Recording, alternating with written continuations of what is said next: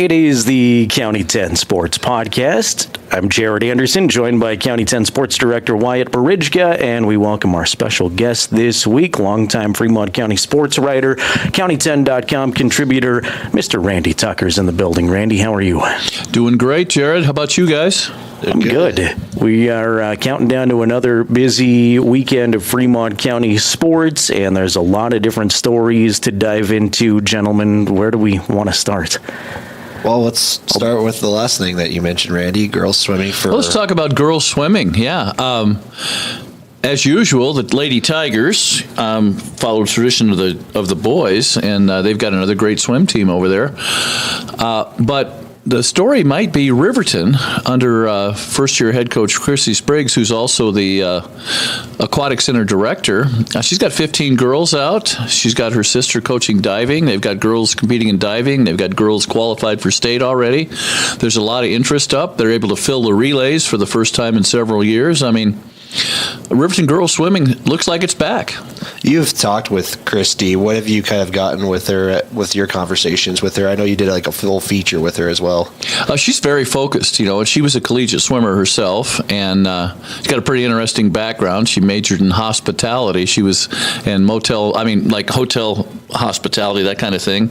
She worked in California for a while in that, and then came home, and the swim lessons she runs, she does a great job at the aquatic center. And then she stepped up and took over a vacancy with the girls swimming and has done a great job there too. It's been really cool to see the trajectory because it felt like a month before school started, they had the help wanted position there for the girls swim coach. And then all of a sudden you're hearing great things. But of course, Lander swimming, the trajectory there continues, and probably some more hardware between the boys and the girls swim teams again. They've got it going on in Lander in the Tiger Pool. They just do a good job year after year. The boys, it's what is it? Would this be number 28 this year or 29? It's hard to keep track. They've been winning forever. And just an aside for Lander swimming, the people in Lander that listen to this will say, "Oh, of course Christy's doing well in Riverton. She swam for Lander." Oh, really? Yeah. Yes, he was an LVHS grad. Yeah. How many consecutive boys swim titles do we have to get to before there's a movie made about them? It's interesting because I did a story on them a couple of years ago, and I believe they have the longest state championship win streak in America in any single sport. I mean, there was a high school in California that had won like 15 or 16 state cross-country titles, and there's some other things, similar things, and there's some football teams that have won 7 or 8 years in a row, but no more than that. But when you're going on 3 decades, that's a lot of state championships. Yeah, it's crazy. Switch gears to cross country. We had a big the Barry Bryant Memorial Invitational last weekend, and Fremont County runners are active again this week. A couple of them especially. Caden Chatfield for Riverton. He's, that kid's a machine, and I like to give Caden grief. He's a big fan of Steve Prefontaine. If you're a sports guy, that Fontaine was just a phenomenal athlete at Oregon, and as a freshman and sophomore, I would ask him every time, "Okay, yeah, you know about Prefontaine, who's his best friend?" And he would just have this blank stare. And I finally said, "Would you just look it up?" And so that first time I asked him as a junior, he said, "Mac Wilkins." I said, "Yeah, what did Wilkins throw?" But anyway, Caden is a phenomenal runner. He was a little off at the Barry Bryant Kyle Johnson last week. His only drawback as an athlete is he trains so hard. Last year after state track, he had he broke the school record, I believe, in the 3,200 meter run. So I'm talking to him about 20 minutes after the race. I said, "Well, summer's over." I said, "Summer's ahead of you. You can relax a little bit." He goes, Yeah, it's really exciting." He said, "I'm running a 50-mile race in Colorado next week." And I thought, oh my goodness, son. And not with just him, but Amaya Eddy is having a great season for Lander. I say Amaya, I'm sure her parents will say it's Amaya Eddy, so I always say it incorrectly. But she's having a great year as well. And that course was so hot last week. Blazing. Direct sunlight, no clouds, no wind. And they run on a sandy course down there at the rendezvous site. And it's a great course, but boy, was it hot. It seems like they kind of get the most hardship when it comes to that sport just because of the training, but also the conditions they have to race in most of the time. Oh, yeah. I mean, what state's in Cheyenne this year, so you can guarantee that it'll be blowing 75 miles an hour and about 20 degrees. And just a shout out to Wyoming Indian in terms of cross country. I mean, there's a school with a cross country tradition. And the last 2 years, that state meet that they held, the Chiefs, it was unbelievable. I mean, probably the most quality event I've ever seen in any sport in Wyoming. I mean, they pulled out all the stops at Ethity. Yeah, you got that leader on the horse that starts the race off. And Anno Brown.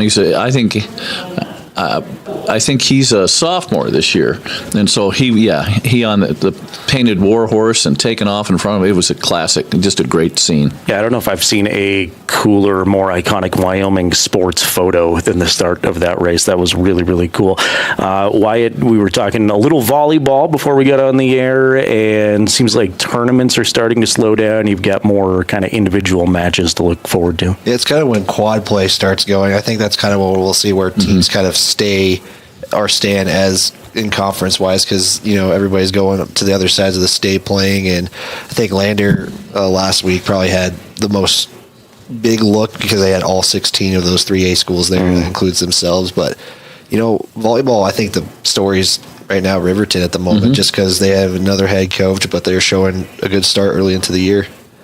Yeah, coaching switches, any other big volleyball stories that you're looking at this year? Well, there's 2 new coaches in the 2A ranks. I mean, Amy Kissling at, I'm sorry, that's her maiden name, Amy Mason at Shelley is doing well. Yeah. I've been around here too long. I get it completely. Yeah, Amy's doing a good job. And Sarah Remackle at Wind River has the kids playing real well. I mean, it's hard to really get a gauge for me on volleyball because they are away all the time.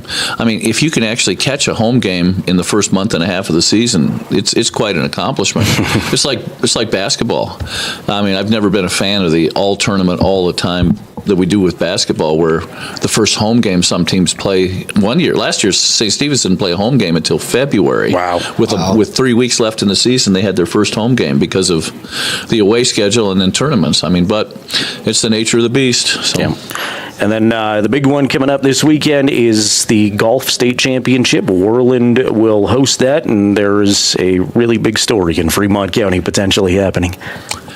I don't know. Is it a really big story when a high school kid shoots 13 under par on a course and says shooting in the 50s at times? I mean, Parker Paxton. I'm going to say yes. Yeah, Parker shot was it Douglas? He shot a 59. Oh man, I'm not sure where it was, but it's a 72-hole course, and he shot a 59. I mean, he comes from a family of golfers, Easton was a collegiate golfer and is on the Canadian PGA now. And Trayton, who was a football player and basketball player, their dad, Kurt, tells me he's as good a golfer as the other boys. I mean, he's a long ball hitter, too, and he hasn't put the reps in like him. But when he's done and playing recreationally, yeah, I don't think you'd want to pay $10 a hole with anybody in the family. Maybe the old man. That's a shout-out for Kurt if you're listening. Okay, he could maybe play you for $10 a hole, but not the boys. Any other storylines from state golf either of you were watching? Riverton boys seeking their third in a row for state golf, which is something because, Fremont County golf, it feels like since I've been here, is starting to climb up because Lander golf is kind of up there too. They've won most of their team titles except for the last couple of weeks, but Fremont County golf does pretty well as of lately, the last few years actually. Oh yeah, and our 2 golf courses, the one in Lander and the one in Riverton here, they're just, for 2 small towns, you can't do a whole lot better. Number 1 on the scenery, and number 2 on the quality of the course itself. They're both excellent golf courses. Riverton Country Club is it's a PGA qualifying site. It's that good a course. So. Definitely. All right, let's flip gears to Friday Night Lights. The football schedule is out. You can find the full thing, the entire Fremont County Sports Weekend that Wyatt expertly crafted at county10.com. Let's start with you, Wyatt. Lander's got an interesting road trip to Evanston this week. I saw Evanston last week, but that's sort of the Jim Burton going home sort of thing, where he was the last 4 years, and 2 interesting teams right now. Yeah, Evanston looks like they're kind of they're building for something this year. It feels like a playoff is in their sights, and with Jackson down, that's a possibility. And I think Lander's just trying to find something going. It's been a couple of weeks of struggling offense, just trying to really get the offensive going. But I don't know. I mean, we'll see how it goes in Evanston this week. Yeah, they were very excited about their new head coach, Steve Moore, down there. He's been an assistant for a long time, and I think there's some renewed enthusiasm about that Red Devil program. I thought offensively they had some good weapons. Cohen Morrow is a sturdy quarterback. He's got a big receiving target in Kai Barker, but then Brady Roberts out of the backfield is great as well. So well-balanced offensively, and it feels like Evanston's a team that's feeling good about themselves. I think if you're Lander, why you can answer better than I can, but you just want to see some momentum. You want to see a few first downs in a row and come away with even if you lose, come away feeling better about where you were going into the game. Building consistency, you think, is right now a thing for Lander, and the Green River, I think, was a good game of consistency, but some turnovers occurred. But consistency and being able to score, I think that's kind of the couple of things, and especially before conference play comes around and how the other teams that maybe we were kind of overlooking are starting to show up lately. Like Rollins is probably an example of somebody we might have overlooked to start the year and have kind of not looking too shabby entering week 3, excuse me. Yeah, they've got a couple of wins. I know one was a 2A team in Burns, but actually Burns is 3A, aren't they? No, 2A. They're 2A football. Okay.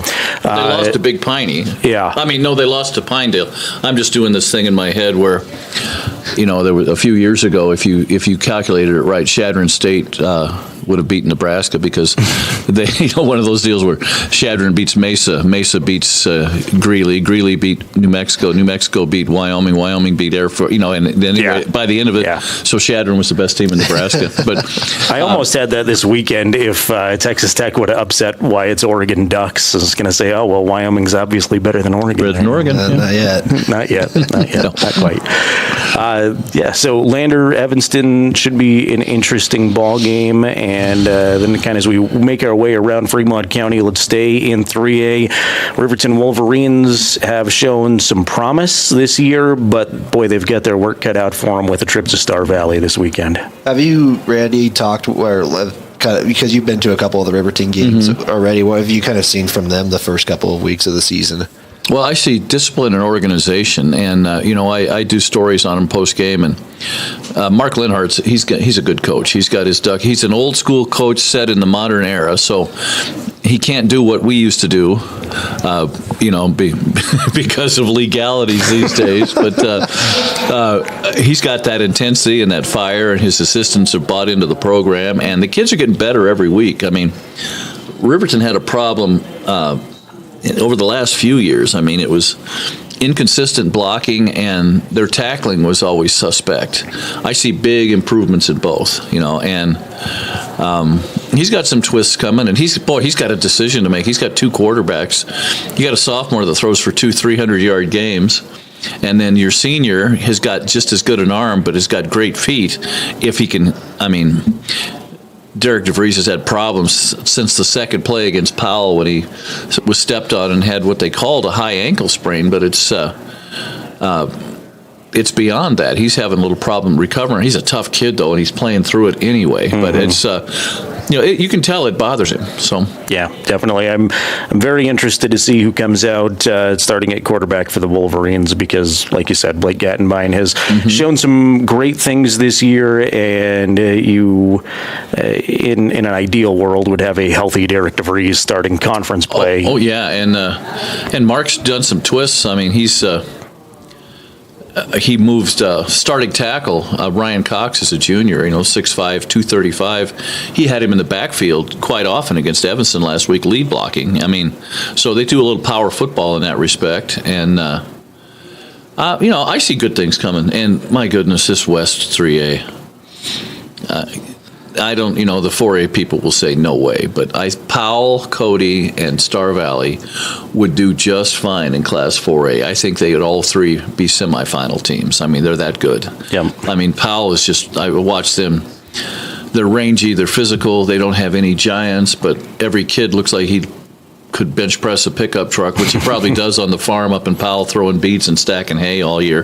Because they're just, and Cody is so well coached, and their finesse is unbelievable, and yet they'll still hit you, and they can score at will. And well, I've been to Star Valley and I've been to Cokeville, and on the 3A level and on the 2A level, and as my late friend Harold Bailey would say, there's something in the water over there. I mean, those guys are always good, and Star Valley has monsters. I mean, these kids are giants, and they're real physical, and they enjoy slobber knocking. They hit so hard. And plus, as of late, they run a West Coast offense. They whip the ball around the field, and it's almost illegal. I mean, it's like there should be some kind of sanction against a team as big and physical as they are playing that style of football. But, it's a test for the Wolverines, no question. I know we get a long ways before this matchup, but we're in the media, so speculation and anticipation is what we're all about. October 6th is the Star Valley Cody game. It's at Cody this year. What do you think happens there in the state championship rematch? I know we're a ways away. That's what I was going to say. We're a ways away, and Star Valley hasn't played an in-state team yet either, which we kind of might know what will happen. But I feel like we'll find out when they play Cody what they really are, and how those two teams, because it's kind of the speculation. It's those two teams going to Laramie this fall is the moment. Yeah, watching Riverton play Cody, I went, I don't think anybody can beat them. And then I watched Star Valley on film in anticipation of this week and went, I don't think anybody can beat them either. I wouldn't count Powell out, guys. Yeah, I wouldn't. Powell's he's got some senior leadership. That Jet Swan is outstanding at quarterback. They've got a good bevy of receivers. And like I said, I looked at their kids. They're not huge linemen, but they're 6'1", 6'2", 195 to 215, perfect high school football player size, and they're physical. I mean, and as I told somebody, I said, look at these guys. I said, every one of them's got a farmer tan. They all had, so they did. I mean, because when their pads would come up, you'd see these brown arms and these little white streaks. So, I mean, they've been irrigating all summer. I mean, Powell's just a different community that way. It's a very agricultural town. Old school football up there. Yep. Love what the Panthers are doing. It's been fun to watch them, too. Let's drop down to 1A 9-man. We're all looking at the Wind River Cougars as a potential state championship contender. Wind River's on the road at Riverside this Friday. We're all looking at Wind River because we'd like to finally see them. I mean, their first two games were forfeits. Saratoga forfeited, so they went to Gillette to play the Gillette sophomores and turned out to be the Gillette juniors, and they had injuries early and actually called the game, I think, in the third period because of the injuries they had. So good old Campbell County loaded on the Cougs a little bit, it looks like. I mean, you play who you play. I mean, if it's their JV, you can't blame the big school. They're just glad to have a game. And then last week, Wind River sat their seniors and their junior starters, and boy, it was one of the best football games I've seen in a long time between the Natrona sophomores and but pretty much the Wind River freshmen and sophomores. They had three juniors suited, and it was a good football game. Kids were hitting hard. They were running plays, throwing the ball, had breakaways, had fourth downs, goal line stands, everything you could ask for. But Riverside is an enigma right now. And I mean, they're 2-0, which has been a long time, and they've got some athletes. The Schloutman kid they've got is one of the better athletes in 1A, and it's going to be no cakewalk for the Cougs on Friday, but they've got a great starting nine. They got Cooper Frederick at tailback, and his dad, the head coach, Rod Frederick, had no problem giving him, 63 carries last year in the playoffs against Southeast when Wind River upset him in the opening round. Cooper's used to running the ball, and he runs to daylight better than any back I've seen in the state.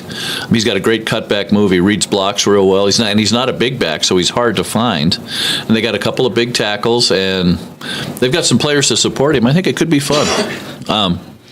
And Shoshone, I didn't know if we've had this on the schedule. I haven't checked yet, Wyatt. They play Cheyenne East tomorrow. We'll have that game live. At Thursday, in their homecoming game. Thursday at 5 o'clock against the East T-Birds.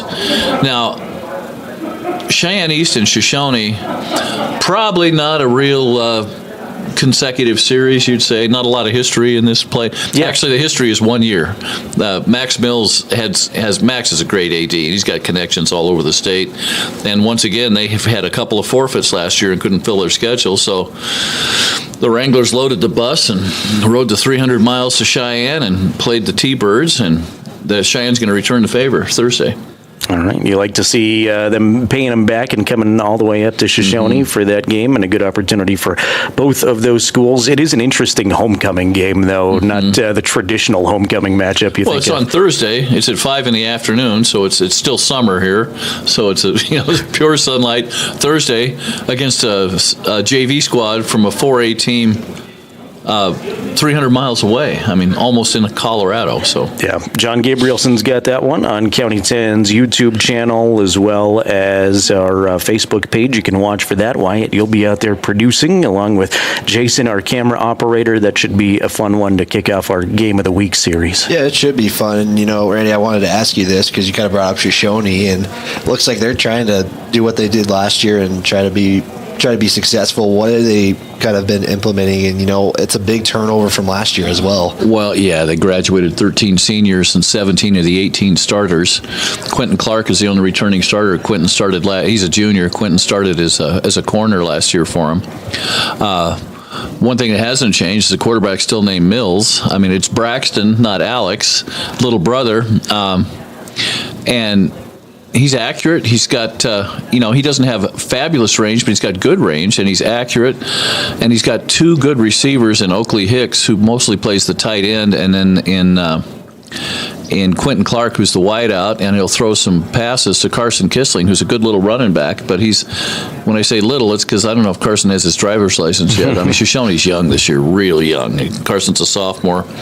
And problem with Braxton is he doesn't have time to throw because their line is very, very young. And if you have a young back and a young receiver, they can usually compete right away. But you don't compete right away with young linemen. I mean, because linemen always say that's where the men play, and there's some truth to that because that's a very physical thing, and the strength level between a senior and a sophomore, same size, it's just natural growth. There's no comparison most of the time. And so I know line coach Toby Wood and Drew Paraguay are working real hard to get these guys up to snuff, and they'll be there by the end of the season. They're just young. That's the problem. He doesn't have any time to throw until his linemen figure out what they're doing. So. Yeah.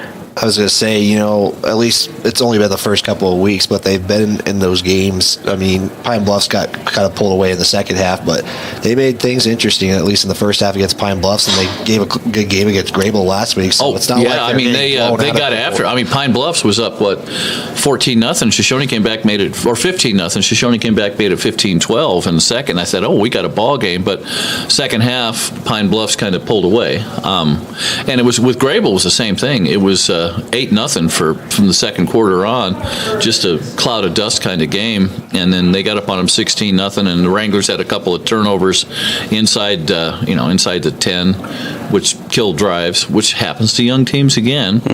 But then they came back and scored late. But it's going to be interesting. We'll have to see. Yeah, Shoshone's not the only place there'll be Fremont County football on Thursday as Wyoming Indian hosts Rocky Mountain for a 5 o'clock kickoff. I know the Chiefs haven't been on the side of the scoreboard they want to be on, but anybody Wyoming Indian-wise, any storylines there we should watch out for this season? They're playing... their offense is struggling a little bit, but they'll hit you, and they play good defense. They cover the pass well. This Martell kid, I think it's Ryan's first name. He's really he's a good football player. He hits well, plays well in the open field.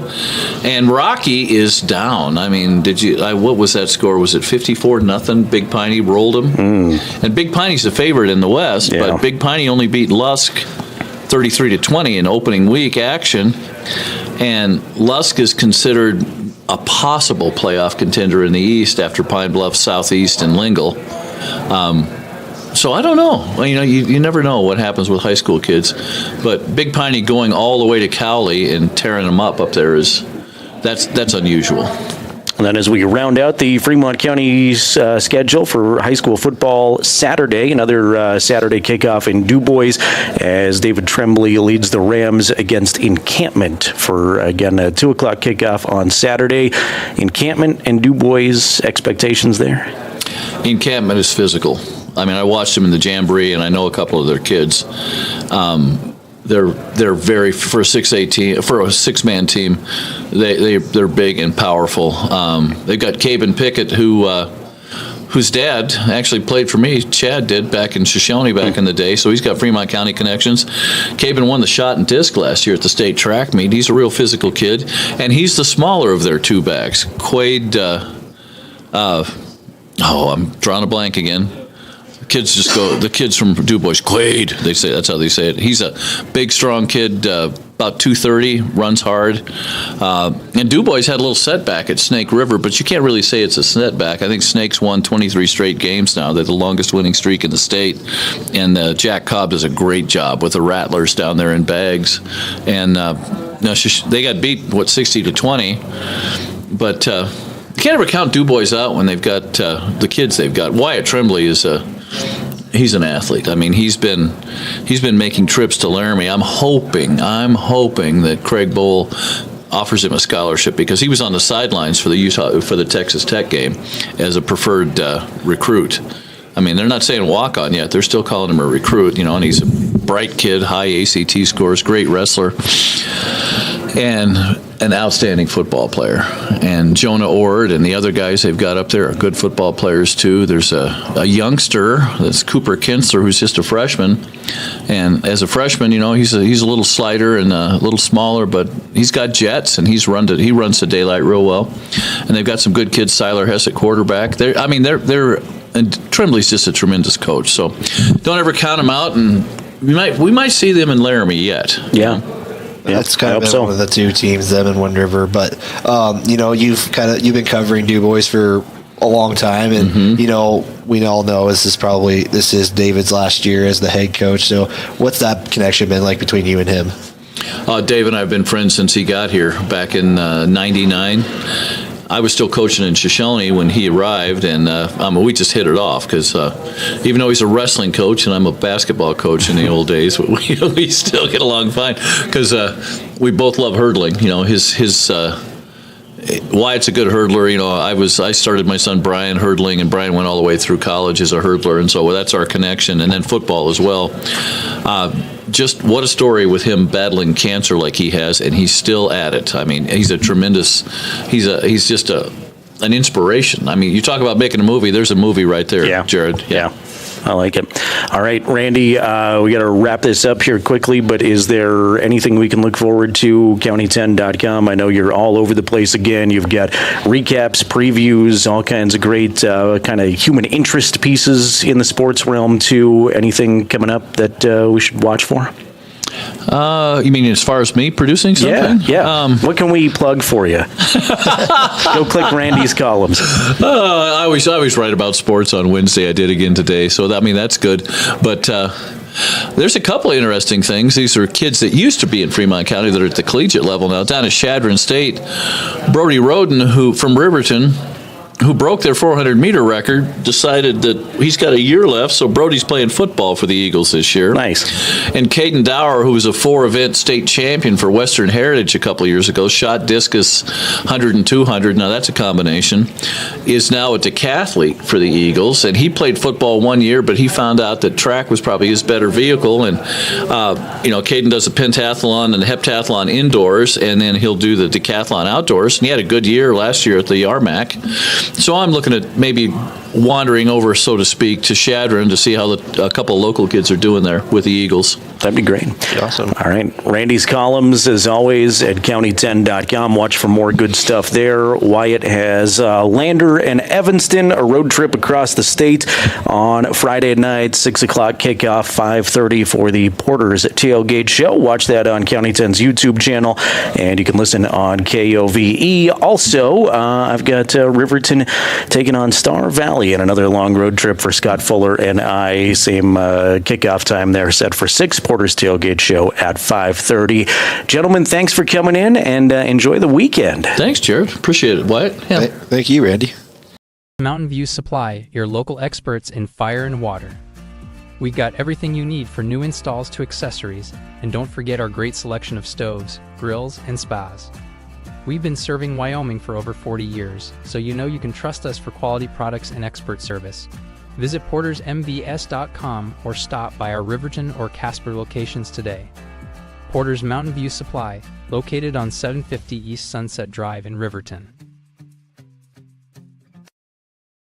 Perfect Power is a proud supporter of athletics and student athletes all across Fremont County. Perfect Power provides services for residential, commercial, and industrial jobs. Darren Hubble, owner and master electrician, has over 30 years of electrical experience. Darren's trustworthy team of professionals can get the job done right. Perfect Power, serving Fremont County and surrounding areas. Stop into 1320 West Main Street, Lander, or give them a call at 307-332-7184.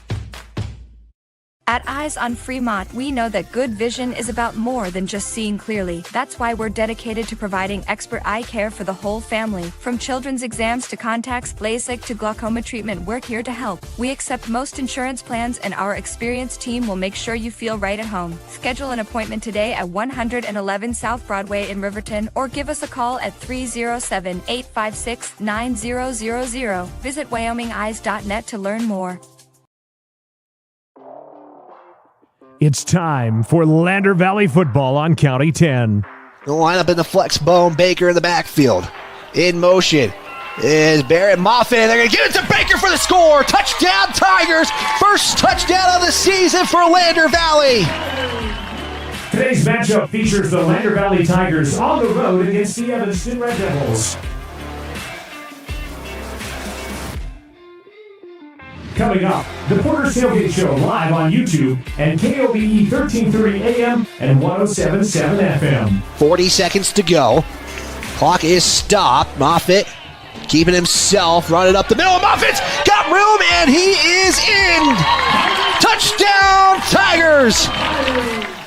We'll preview today's game, catch up with LVHS Athletics, and we'll have a pregame interview with Tiger head coach Jim Burton. Tigers line up in the gun. One back set, Hollinshead rolls out to his right, getting pressure by a couple of Panthers. Here's a throw, caught by Parker Burton, as he's going to be tackled about the 10-yard line. He's going to have a gain of 19. Now, let's go to K. Fackrell Stadium in Evanston. Here's the voice of the Tigers, Wyatt Barichka. Guys, 1, 2, 3, 5, let's go!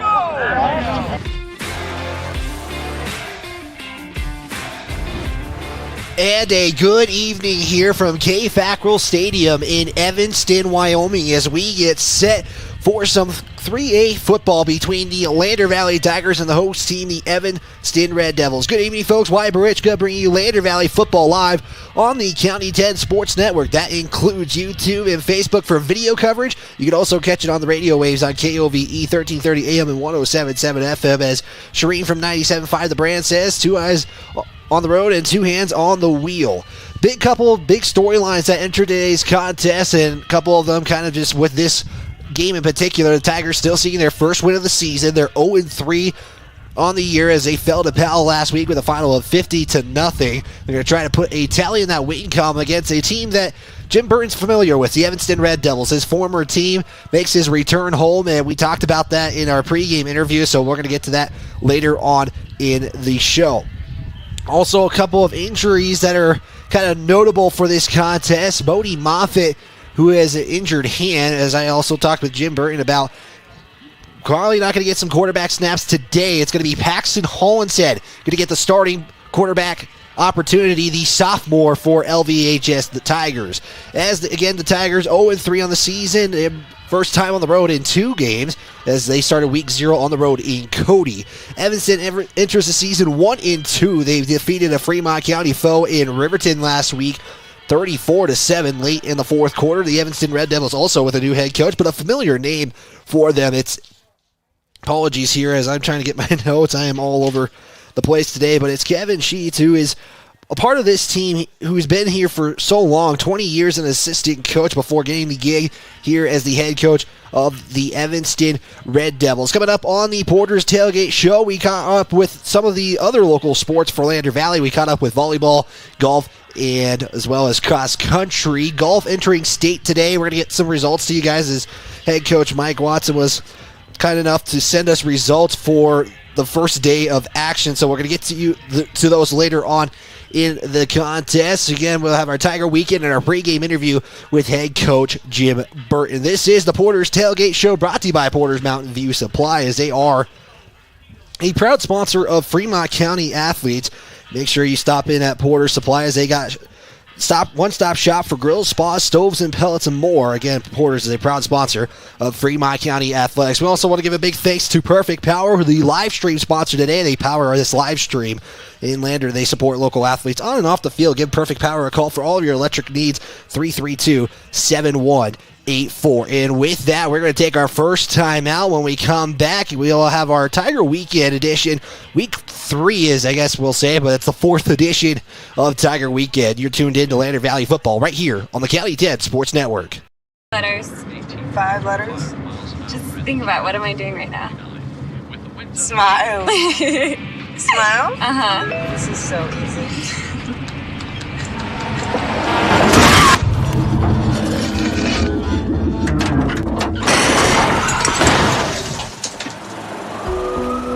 Nobody likes to be stopped by the police, but if I'd seen her texting while driving and given her a ticket, it just might have saved her life.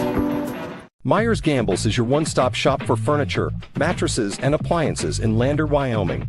We have an unbeatable selection of furniture for your living room, bedroom, and dining room. Plus, we have the latest trends in home furnishings. Our mattresses are comfortable and affordable, and our appliances are built to last. Whether you're looking for a new TV, sofa, or refrigerator, we have the perfect finish, style, and function for your home.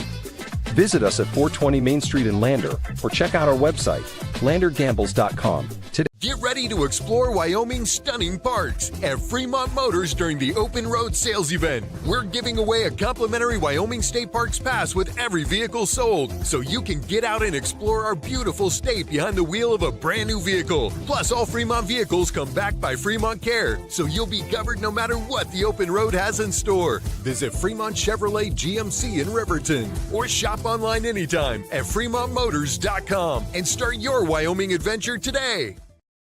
There's a saying, time flies by when you're having fun. That's what Lander Golf is experiencing as they are entering their final week of the season, where they're off to Whirling for the state tournament today and tomorrow. LVHS Golf is looking to represent Lander proudly, as Coach Mike Watson talks about how players seek help at state compared to other tournaments in the season. It amps up. It's funny to watch as a coach, because kids don't want help until now it's state, and now everybody's panicking and they know it's done.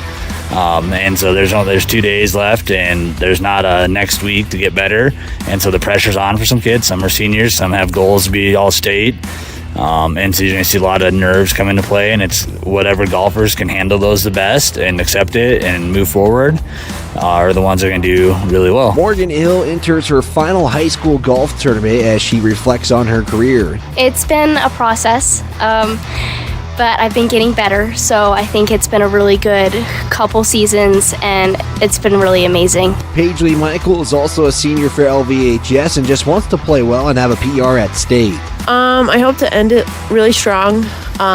Basically just trying my best and keeping that good positive mindset and just maybe hitting a new PR. Zakel Loiser talks about the Lander Tiger boys team and how they've been a tight group all year, spending time of the season together as well as in the summer before the season started. It's fun. I always love being on this team. I love everyone on this team. So it's just fun to be out, especially with the boys. We just have like the best connection, especially when we're out playing in the summer. So it's a great program. Lander Golf again is at state in Whirling for the next 2 days. You can check out county10.com for results. Lander Volleyball had a busy weekend last week in Rawlins, where they had all 3A teams in the state compete. Now with conference and quad play starting, head coach Stacy McFadden says it's about what they can control on their side of the net. Our biggest focus is taking care of the ball on our side of the net, regardless of what the Lyman's, the Mountain Views, and the Pinedales. Like, sure, we'll watch film on them and we'll prepare for them, and we'll talk about what we see is their strengths and weaknesses. But honestly, like, it comes down to our side of the net and doing the things that we're capable of doing and doing them more consistently. Brianna Lincoln, a sophomore, saw varsity time last week in Rollins and reflects on that experience. Playing varsity time has been really amazing and so fun. I've learned so much from the girls and from Coach McFadden, and as well as playing JV in the start of the season.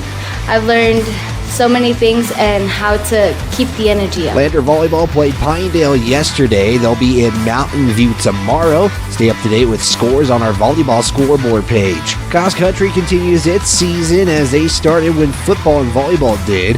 The team connection is there, Coach Kevin Green says, as he also talks about team unity and enjoys the great community for other programs. Well, it is not only between, they'll stay out here until everybody's done with the workout. In the hard days, those kids need the little extra pat on the back, and everybody stays out here till we're done, and then we leave as a team, and that's a good thing. We teach that, and the kids come by that naturally too. So kids also want to say, good work to our other Tiger sports, our football, our volleyball, our swimmers, our golfers. They support them all. They go to watch the games, and it's kind of cool to see the school community with that sort of spirit. Reed McFadden enters his senior season, talks about how quickly it's gotten to this point and what he hopes to accomplish. Yeah, I guess I would obviously love to have a PR before my senior season ends, but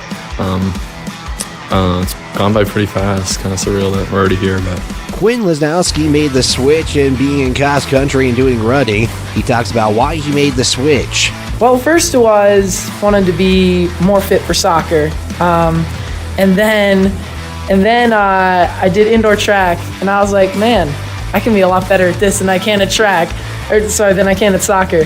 And so then I ended up doing really good at track in the mile. And then I was like, well, I guess I'll stick with cross country. Cross country was scheduled to be in Rollins, but now will be in Ethity tomorrow. Lander swimming will be in Jackson today and tomorrow for the Jackson Invite. You can stay up to date with results at county10.com. This has been your Tiger Weekend on the County 10 Sports Network. When we come back, we'll have our pregame interview with head coach Jim Burton. It's Tiger football on the County 10 Sports Network.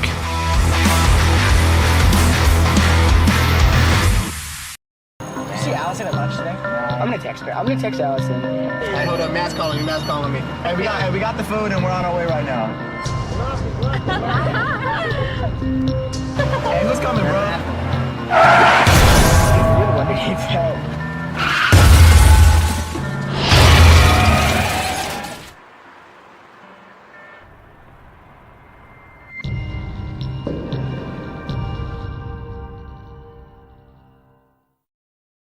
If you're looking for an upgrade to your vehicle, Wyoming 4x4 is the place to go for all your upgrade needs. From lift kits to bumpers, grill guards to bed liners, we've got everything you need to take your ride to the next level. We use top brands for our bumpers like Fab 4s, Ranch Hand, and Road and more. So get your vehicle ready and stop at Wyoming 4x4 or give Dan a call at 307-857-3175.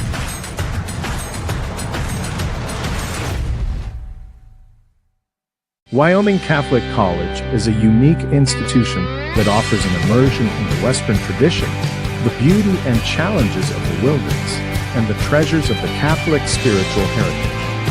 Our mission is to provide a unique educational experience that nurtures the body, mind, and spirit. We are proud of our alumni success stories and the learning opportunities we offer through our academic outreach programs. Come and explore our campus in Lander, Wyoming. Make your home improvement projects a breeze with Sutherland's, your home improvement experts. Always the right products at the right price. For every project, every day. You can shop and pay online at Sutherlands.com, and we'll get it ready for easy in-store pickup. With the tools and the know-how, you can count on Sutherlands for any job. With over 30,000 items in stock, make your first stop at Sutherland's Home Improvement in Casper and Riverton. County 10 is your Fremont County news leader. We're everywhere. On the web, mobile, social, and on your radio dial, with all the news you need to feel connected. From sports to board meetings and community features, we work hard to bring you all the latest updates you care about. Visit us today at county10.com. County 10. Community. Connected.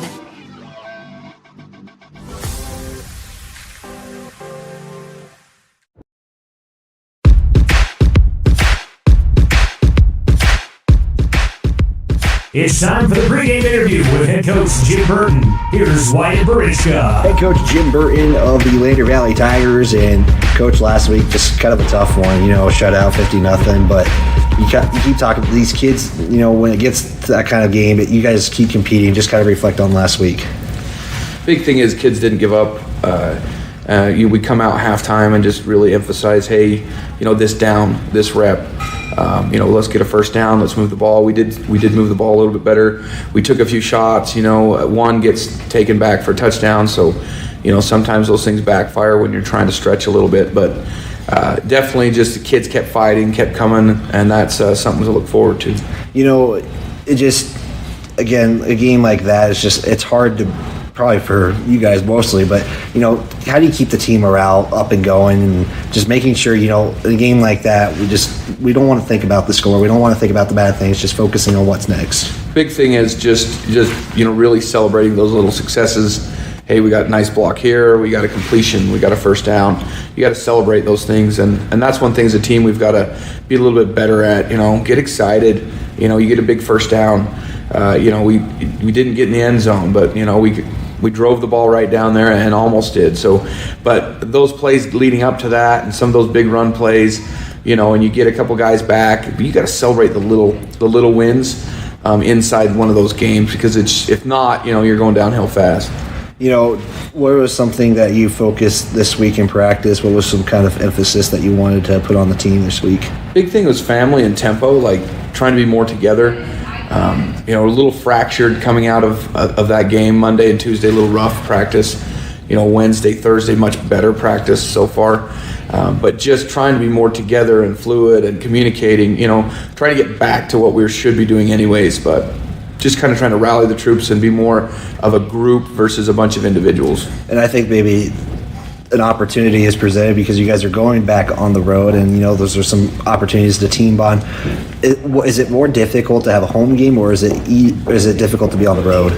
Because there's both advantages. Logistically, obviously it's easier at home. You're here. You don't have the road trip. You don't have to schedule dinners and all those other kind of things that go with a road trip. But going on the road, sometimes you lose some of the distractions of home. The family members and the girlfriends and school. It's not right there, right? It's a ways away, and so some of those distractions kind of lose, and so that's helpful a little bit. But again, it's pluses and minuses when you talk about home versus a road. Yeah, I was gonna say it's kind of there's positives and disadvantages on each side. But Coach, you're going to Evanston. I'll ask you a particular question after when I ask you this one, but kind of seeing the film the first few weeks, what do you know about Evanston and kind of what's the game plan going in? Evanston's going to be really fast. They've got a good group of seniors, juniors, a few sophomores playing for them. But kids that are fast, they're not especially big, but they are fast. Their team speed's off the charts. I mean, they've got one running back. I think he's a finalist in the 4A100, and another one who, if he wasn't a state champ in hurdles, he's darn close. I mean, just some crazy speed and athleticism coming at you. Their offensive line is not overly huge, but they are fast and they are physical. So things like that we have to keep an eye on. They do mix it up a little bit. They really love to run, but they will air it out with Cohen Morrow, and they'll run with him too. He's a dual threat, and that's what makes him All-State last year. You coached these kids last year, and you coached them for a few years. What is it going to be like to go back home? It's going to be emotional. Obviously, you invest time and effort into a group of young men, into a community. There's sentimental attachments there, a lot of friendships and things like that. And it's going to be nice to see some people and to talk to some people. But going in, I've got to be, it's got to be all business until after the game's over. Afterwards, I'm sure I'll probably be a mess. Seeing a bunch of people. My wife thinks I'm a big baby anyways, so I'm sure after the game there might be some emotions there, but hopefully they're happy emotions because we got a W, but either way, there's going to be emotion. Is it easier to approach a game like this now because these kids from your previous time in Evanston? Is it easier to kind of game plan knowing what skill sets they have? And what's crazy is a lot of people, we take that for granted. We watch so much film nowadays. With Huddle, you get at least 2 games on these teams.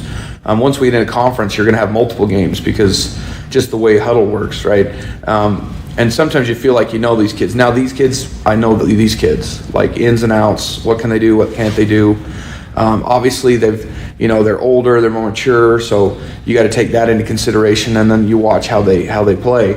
But yeah, it's kind of nice. The disadvantage is they know what I do too, so they know me. So as much of it as of an advantage it is, I think it's also a disadvantage, just how well they know the playbook and how well they know what I like to do. This is kind of that is the final game before conference play starts, and you've been kind of saying kind of these first few weeks of the preseason, because essentially, it is kind of like that, because league play is different for 3A compared to some other schools. Yeah. What do you want to make sure is done well and done correctly before heading into conference play? Big thing is just tighten up on, the last few games have been turnovers. Last game we didn't get near the penalties that we had against Green River. And really the turnovers is less, and in, a couple spots where you're like, okay, we throw a pick here, that's just, we're stretching, we're trying to get something that maybe it's not there. But really turnovers and penalties have to be a focus, and to try to get those down as low as possible. And then we just need to make some big plays, both on offense and defense. We've had some pretty sustained drives in both contests, but really the explosive big plays on offense and on defense just haven't quite been there, and that's something we need to look for. Injuries, how's health going for folks on your team? Yeah, we do have, we got a little bit of a hand injury with Bodie Moffitt, so that's going to limit his reps at quarterback. He's probably going to play more receiver and corner. It opens an opportunity for Pax Hollingshead, things like that. We've got a few, we had a hammy the other day, but we're going to get Caleb Larvey is coming back. He's looking full speed, so that's going to be helpful. But other than that, and there's a couple kids. We have one kid with a concussion, and then obviously Johnson Baker's still out with his knee. So. And you mentioned that Hollinshead's going to get some opportunities at quarterback. Kind of, what is some things that we might see with him coming into tonight? Well, really, it's we're gonna try to simplify his reads, whether we're throwing the ball or running the ball, and trying to get him easy opportunities to move the ball, and just simplify things just enough so that he can get his feet underneath him. I think he's got a pretty good command of the overall offense, but early on it'll be dialed down a little bit just to make sure we're making him comfortable and getting him in a rhythm. Perfect, Coach. Always last question. Difference maker, X factor. What's it going to take to go 1-0 today? Big thing's going to be turnovers. We're going to have to make some, and we're going to have to not give up the ball. If we hold on to the ball and we get a few explosive plays, we're going to win the football game.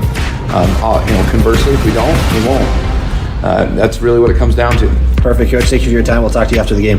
Yep, go Tigers. This has been a pregame interview with Jim Burton.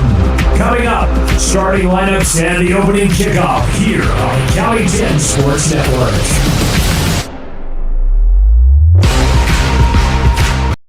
This guy was driving way over the speed limit. Look at the damage. This guy was going a lot over the speed limit. Look at the damage. This guy was going a little over the speed limit. Look at the damage. Redden. So we're going to step aside here. We're going to let the national anthem play, and we will get back to our Reporters Tailgate show right after this.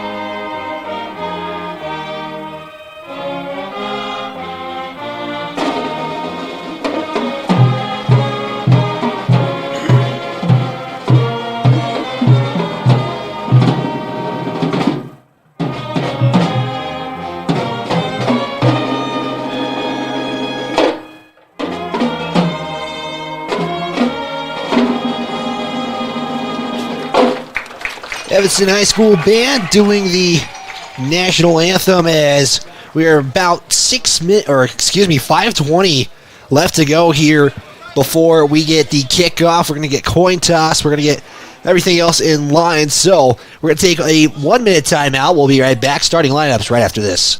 Kane and Associates. CPAs is your go-to source for tax, financial, and business solutions. Our experienced professionals are trusted and know the numbers. We're dedicated to providing personalized attention to each of our clients. Whether you're an individual or a business, we're here to help with all your accounting needs. Let us do the math for you. Stop in or visit rivertoncpa.com to learn more. Elevate Rehab's founding principle on you is evident from your first visit to the last.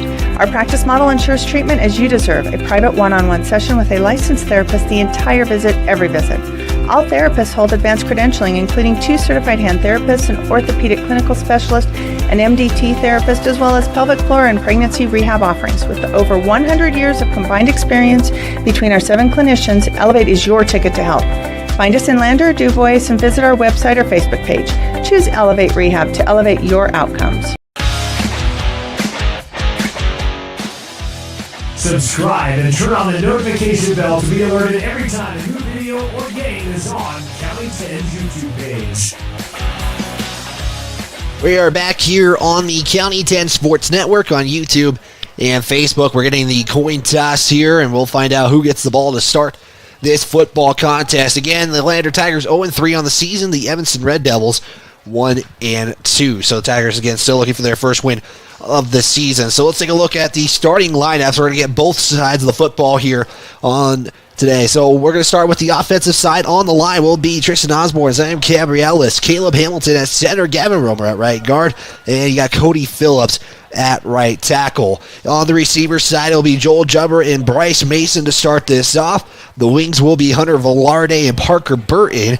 The fullback, will be Braden Baker, and Paxton Hollinshead again will get the start today as the sophomore quarterback for the Lander Tigers. Is the coin flip going to be flipped, and it looks like it was favored for the Evanston Red Devils, and they will defer to the second half, as that will be what it says. As the official, I think, was looking for the wrong way. I'm not sure. But let's go to the defensive side. They run a 4-4. Tristan Osborne, Jackson Condor, Caleb Hamilton, Bryce Mason on the line.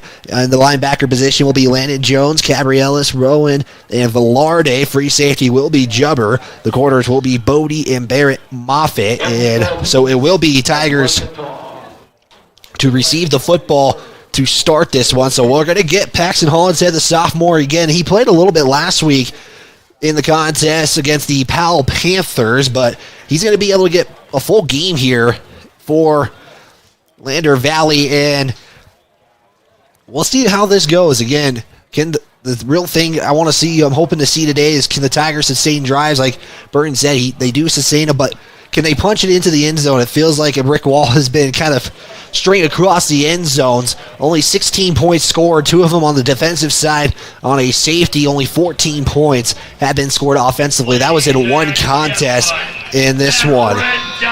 As you're hearing the PA announcer introduce the Evanston Red Devils. A couple of names to watch out for the Red Devils. Cohen Morrow, he's going to be the quarterback and also a All-State linebacker.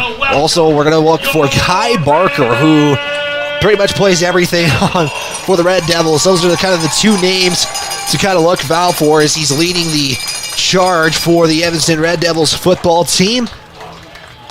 This team believes they're going to try to go for a playoff spot this season. That's what they're hoping for, as 3A West really could be as wide open as possible, even though you got Cody, Star Valley, and Powell on the west side of things.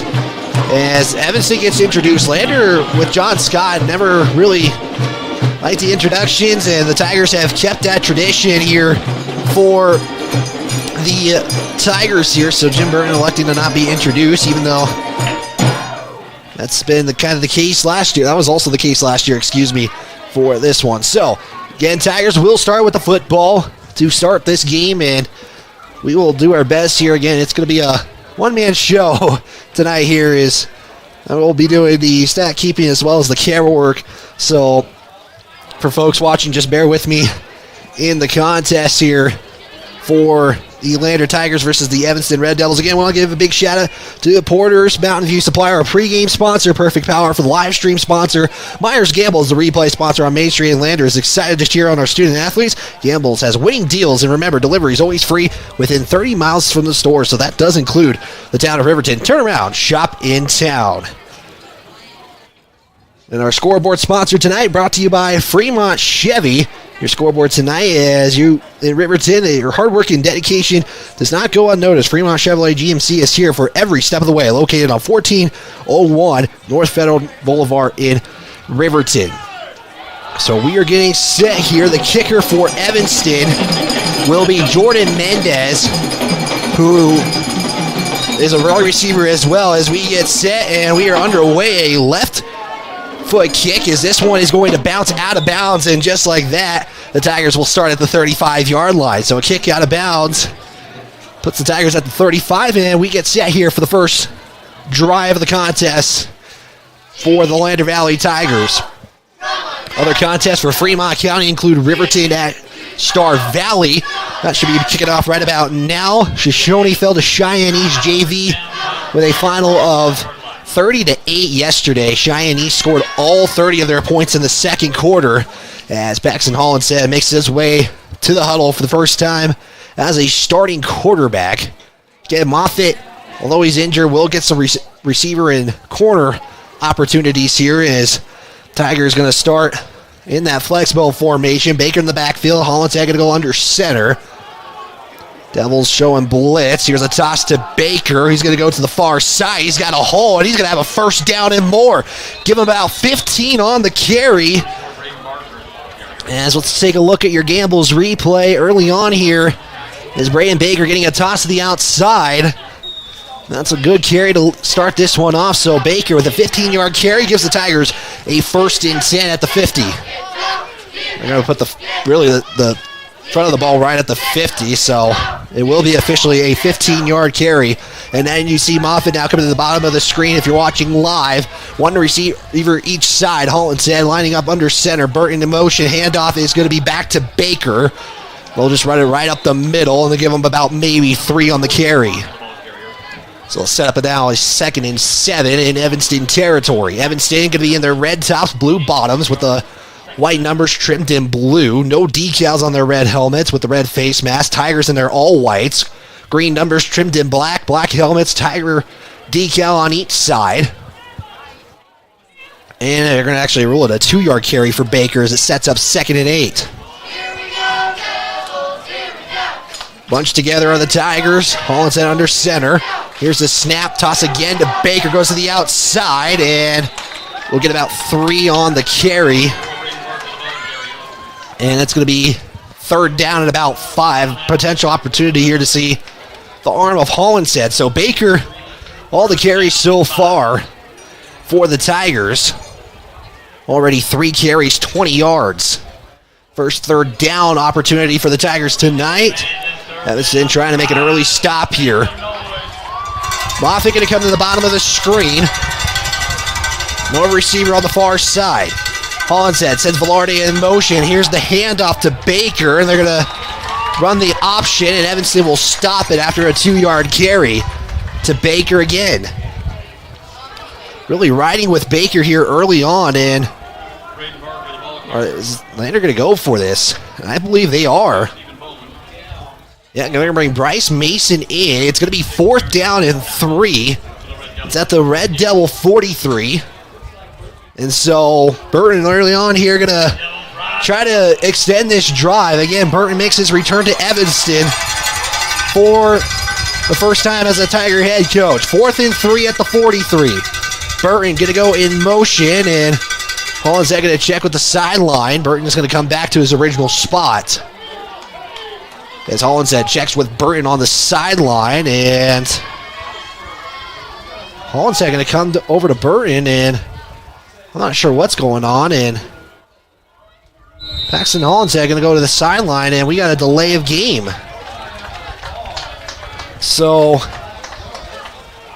must have been some miscommunication because the Tigers delay of game against the offense.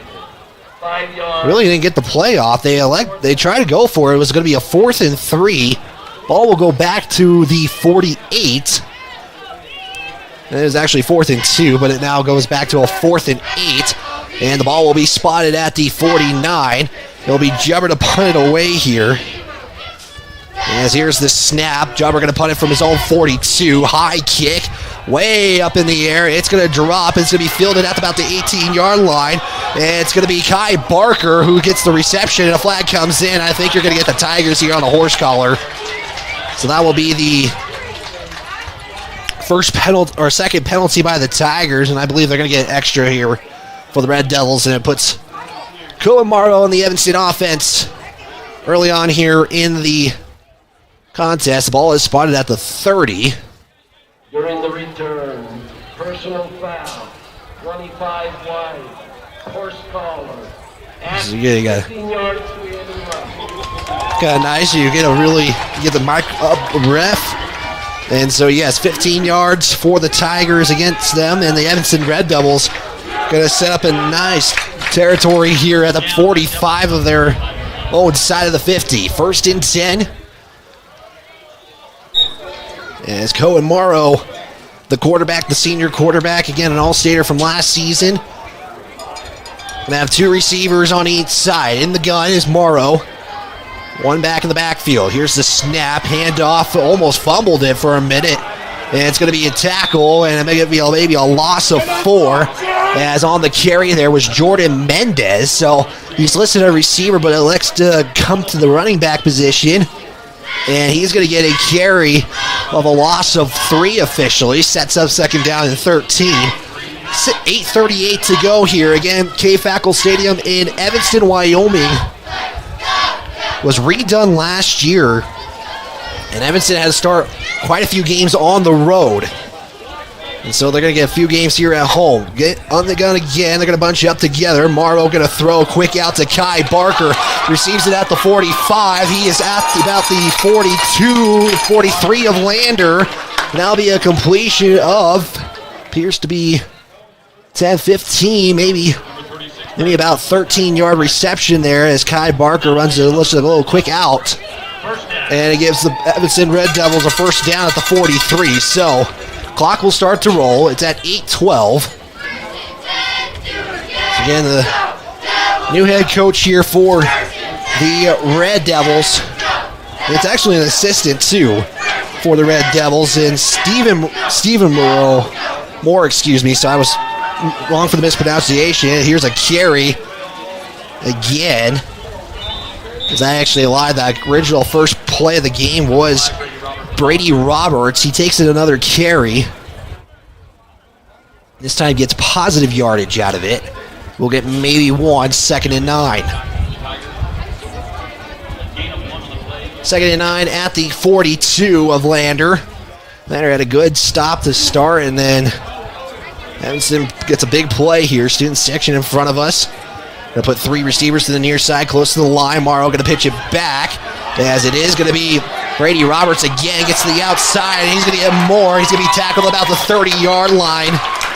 And now we'll set up a 1st down after a 12-yard carry. After the loss on the first play of the game, able to get a nice run. Ball right on the 30 on the near hash. Bailey Tire and Auto proud supports local athletes. Our full-service and tire auto shops are located 755 South Farming Riverton, 1305 West Main in Lander. Moreau going to line up under center, I formation, 2 receivers to the far side. Moreau, I apologize for the mispronunciation, fullback dive, and we're going to get a whistle. And the far official throws the flag. False start on the Red Devils, takes them back 5. So we'll set up a 1st and 15. So 1st and 15 now for the Red Devils. Although we saw them moments ago come out of behind the original line of scrimmage, is Morrow going to come to Coach Moore, get the play, and just restart here. Again, 1st and 15 now at the 35 for the Red Devils. Still in the first quarter, 7:09 to go. Going to line up back in that I formation. One receiver each side. Barker's at the bottom of the screen. Morrow, couple of trying to pump him up sides, and the Tigers right there to make the original stop as Hunter Velarde will get the tackle. And that's going to be a loss of a yard. As Gabe Hutchinson will get the carry, loses 1 yard. It's going to set up a 2nd down and 16.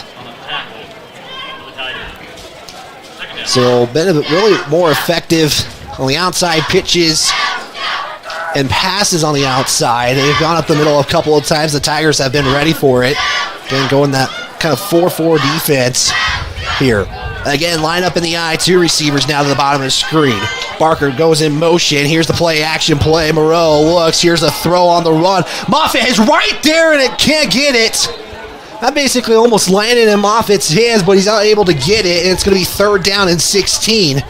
As a heck of a throw, way to get it kind of cross body, it looked like, for Moreau, and kind of just was waiting for Moffitt, but couldn't get there in time. So 3rd down and 16 at the 36. You can potentially see this as 4 down territory, I believe. We can check that here in just a second, where Evanston, at least field goal wise, has done it.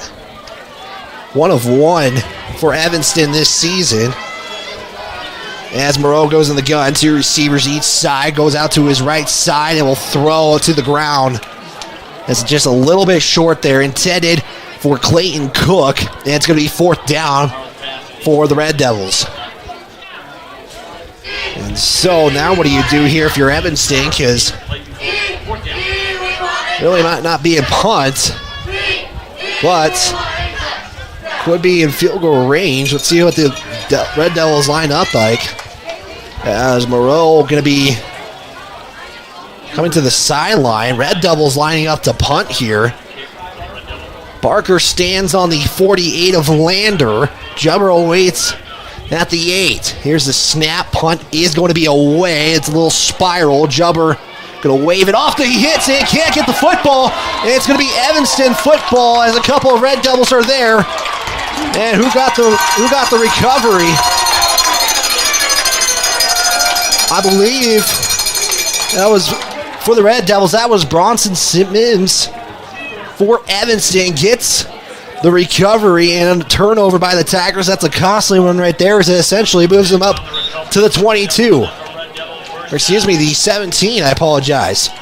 1st and 10, and probably might have just wanted to let that one go, but I understand what Jubber was wanting to do there. So Red Devils line up in the eye again. They're going to have Barker way out there at the numbers. Moreau under center. Here's the handoff. Roberts will get it as trying to pull him down with the jersey. Officials don't throw the flag out. Evanston was looking for a flag there, and that will be about a gain of 3 for Roberts. Roberts 4 carries, 13 yards. They're all on this drive, 1 of 3. So 2nd down and 7, excuse me. Red Devils go back in the I formation, 1 receiver each side.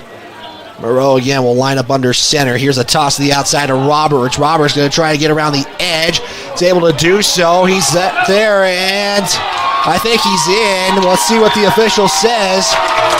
Our official says yes, touchdown Red Devils. And it gives the Evanston Red Devils an early lead here. As for some reason we lost our stuff, so we're going to try to get back up here. We'll fix our scoreboard in just a moment. But touchdown goes to the Red Devils, courtesy of a 17-yard carry by Brady Roberts. Toss to the outside, like I mentioned. Might have been something to watch out for, and Evanston able to do so. And we will fix our scoreboard. PAT is up and good. So we'll step aside. We'll come back after a word from our sponsors right here on the County 10 Sports Network. Kane and Associates. CPAs is your go-to source for tax, financial, and business solutions. Our experienced professionals are trusted and know the numbers. We're dedicated to providing personalized attention to each of our clients. Whether you're an individual or a business, we're here to help with all your accounting needs. Let us do the math for you. Stop in or visit rivertoncpa.com to learn more. Elevate Rehab's founding principle on you is evident from your first visit to the last. Our practice model ensures treatment as you deserve, a private one-on-one session with a licensed therapist the entire visit, every visit. All therapists hold advanced credentialing, including 2 certified hand therapists, an orthopedic clinical specialist, an MDT therapist, as well as pelvic floor and pregnancy rehab offerings. With over 100 years of combined experience between our 7 clinicians, Elevate is your ticket to help. Find us in Lander, DuBois, and visit our website or Facebook page. Choose Elevate Rehab to elevate your outcomes. You're tuned into Lander Valley Tigers football on the County 10 Sports Network. Back here on County 10, it's going to be Hunter Velarde who will get it. He's one of the upmen for the Tigers on that return, and he gets a good return out of this. He's going to get the Tigers set up shop at about the 38-yard line. So Tigers' last drive got it past the 50 into Evanston territory, and then looked like they were going to go for it on 4th down. A delay of game happens. It appears just either hard to understand what Coach Burton was trying to do or trying to get him to go off sides. The flag comes in, delay of game. Tigers punt it away, and then the Red Devils take advantage of a Tiger miscue here. So Tigers going to line up flex bone formation. Hollinshead going to go under center. Burton goes in motion. Hollinshead drops back. Here's the throw. Nice caught there by Bryce Mason as he breaks a tackle, and he gets more. So a completion for Hollinshead for about 15. And that gives the Lander Valley Tigers a first down. There's our scoreboard. We were able to fix it. Thanks to Fremont Chevrolet for our scoreboard sponsor. 1st and 10 at the Evanston 46. Paxton Hollinshead. First completion. It's 15 on the completion to Bryce Mason. And Coach talked about simplifying the reads for Hollinshead, especially just getting under his feet. Go quick couple of reads here as Hollinshead will give it off to Baker, and it's going to be right about the original line of scrimmage as Baker gets drilled back. And they're going to say a gain of nothing for Braden Baker, 2nd down. 2nd down for the Tigers. Again, Tigers one play, 15 yards, courtesy of a completion to Bryce Mason. So I talked with Coach, and you heard it in the pregame interview, just simplify things. You saw Hollinshead was able to go in the air, kind of throw it right into that Evanston defense, and it pays off. First, and then of course the carry goes right for nowhere for Braden Baker, the only ball carrier in the contest. Moffitt going to line up on the far side. Hollinshead will give it off here to Hunter Velarde. Tries to, somehow jumps. Gets met there by some Red Devils. Hunter Velarde was just trying to maybe make something happen. He is able to get maybe 3, and they're going to officially say a 3-yard carry there by Hunter Velarde. Kind of just, I don't know if there's a defender that was going low and trying to get over, but he basically got caught in the air on the carry, and it sets up 3rd and 7. So let's see if Coach Burton elects to go back to a pass here. Bryce Mason, Joel Jubber, the receivers. Hollinshead sends Burton in motion. Here's the handoff. Burton is going to get a nice carry. He's going to be close to the 1st down. Let's see where the official spot. They say about a yard short. They need to get to the 41.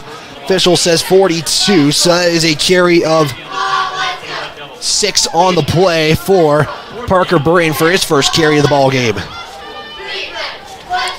4th down and 1.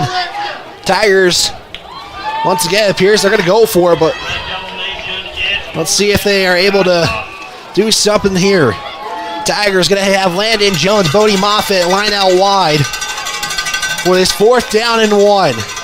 Hollinshead sends Burton in motion. Handoff is to Larvey, and he's going to have the first, courtesy of a 5-yard carry, or excuse me, a 4-yard carry for Caleb Larvey. And the Tigers' drive stays alive. As we got a Whistle just meaning let the clock start. 2:13 and counting. If you're tuned in on the radio side of things, KOVE 1330 AM 107.7 FM. If you're not driving, we're on video on YouTube and Facebook. So Tigers first down after the Caleb Larvey 4-yard carry here. Hollinshead pitches outside. This is for Caleb Larvey again. And maybe got right back to the original line of scrimmage, and that's where the officials will spot the ball. Ball is at the 33. 2nd and 10 now. Yes, Landon Jones will come in, give Hollinshead the play here. Ken Hollinshead, the sophomore, getting the start here today. Off it, having a injury, but he's able to play as receiver and corner.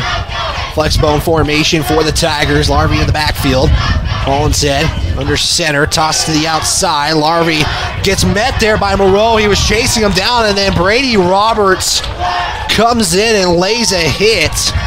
And that's going to be a loss there. Probably a loss of 3, maybe 4. They're going to say a loss of 4 on the carry. So Tigers now 3rd and long here. Got to get to the Evanston 23-yard line for the Tigers. Under 35 to play, potentially the final play of the quarter. Hollinshead going to go under center again. Baker down in the backfield. Hollinshead rolls out, looks. Here's a block. Hollinshead got to get rid of it, and then a sack comes in first. That's going to be another loss of 4. Not going to be time to potentially just get rid of it, but Hollinshead elects to keep it and is sacked. And they're going to actually say the 41, so that's a loss of 5. And it looks like the Tigers will punt it away here, but 5 seconds are on the clock, and we will go to the second quarter of play. Evanston is up by a score. It's 7-0 on your Fremont Chevrolet scoreboard. We'll step aside. We'll go back after a word from our sponsors right here on the County 10 Sports Network. If you're looking for the best home cooking in Lander, look no further than Mama's Kitchen. Our mouth-watering menu will have you coming back for more. From our famous Mama's breakfast to our burgers, we got something for everyone. Our friendly staff and welcoming atmosphere make us the perfect spot for a family meal or a night out with friends. Don't take our word for it. Check out our rave reviews. Call us today or visit our Facebook page to learn more.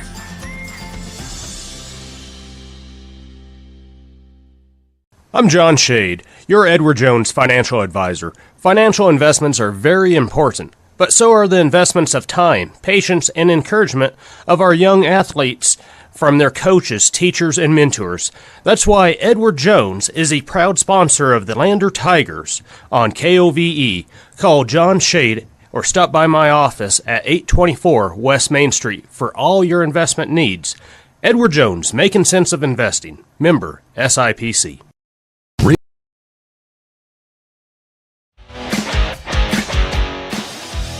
Subscribe and turn on the notification bell to be alerted every time a new video or game is on County 10's YouTube page. Want to remind you, your Mama's deal of the game. It's the Tiger Touchdown Burger deal, 10% off per touchdown, up to 50%. The deal will last throughout the weekend. So it will be a punt here for the Tigers. Jubber stands at his own 45 for Lander Valley. And here's the punt, and going to be just a low punt here as it's going to take a Tiger bounce. It's going to roll to about the 10 as Barrett Moffitt was trying to get on it before it rolled forward, and the Evanston Red Devils will set up a 1st and 10. And again, take a look after that first drive. Can the Tigers stop those outside plays that are kind of going outside the hashes? They got the tosses out there. That's what scored the touchdown. The passes was kind of an out route. So something to look out as this game progresses on.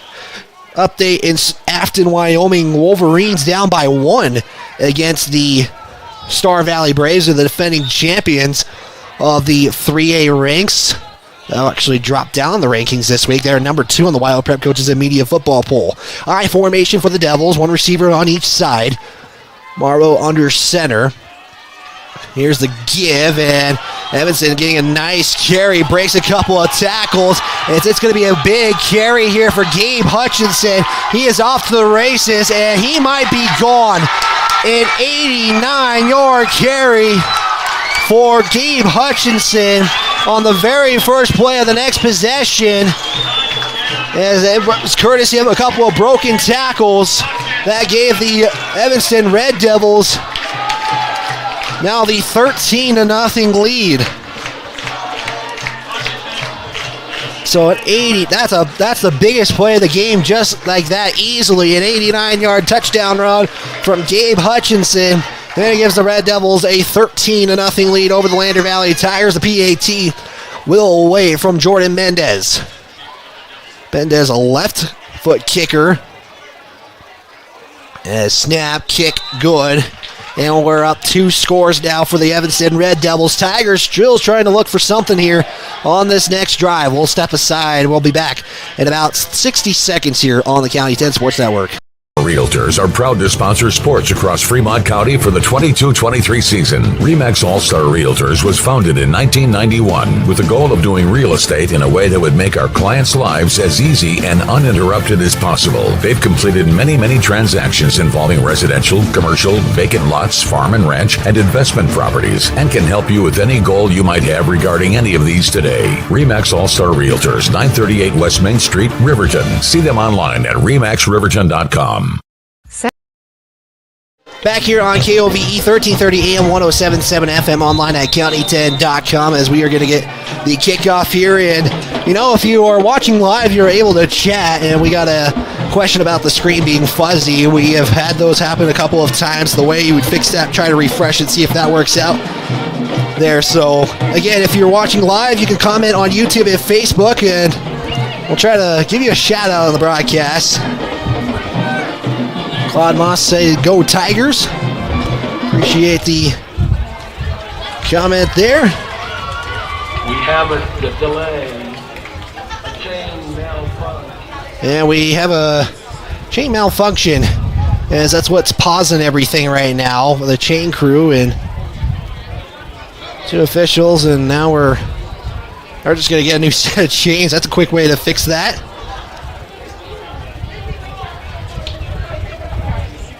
Just do the easy fix right there, and don't worry about trying to untangle those, because sometimes those can be tough to deal with. If you're wanting to see, there's on the kind of the far end of your screen there is the chain malfunction.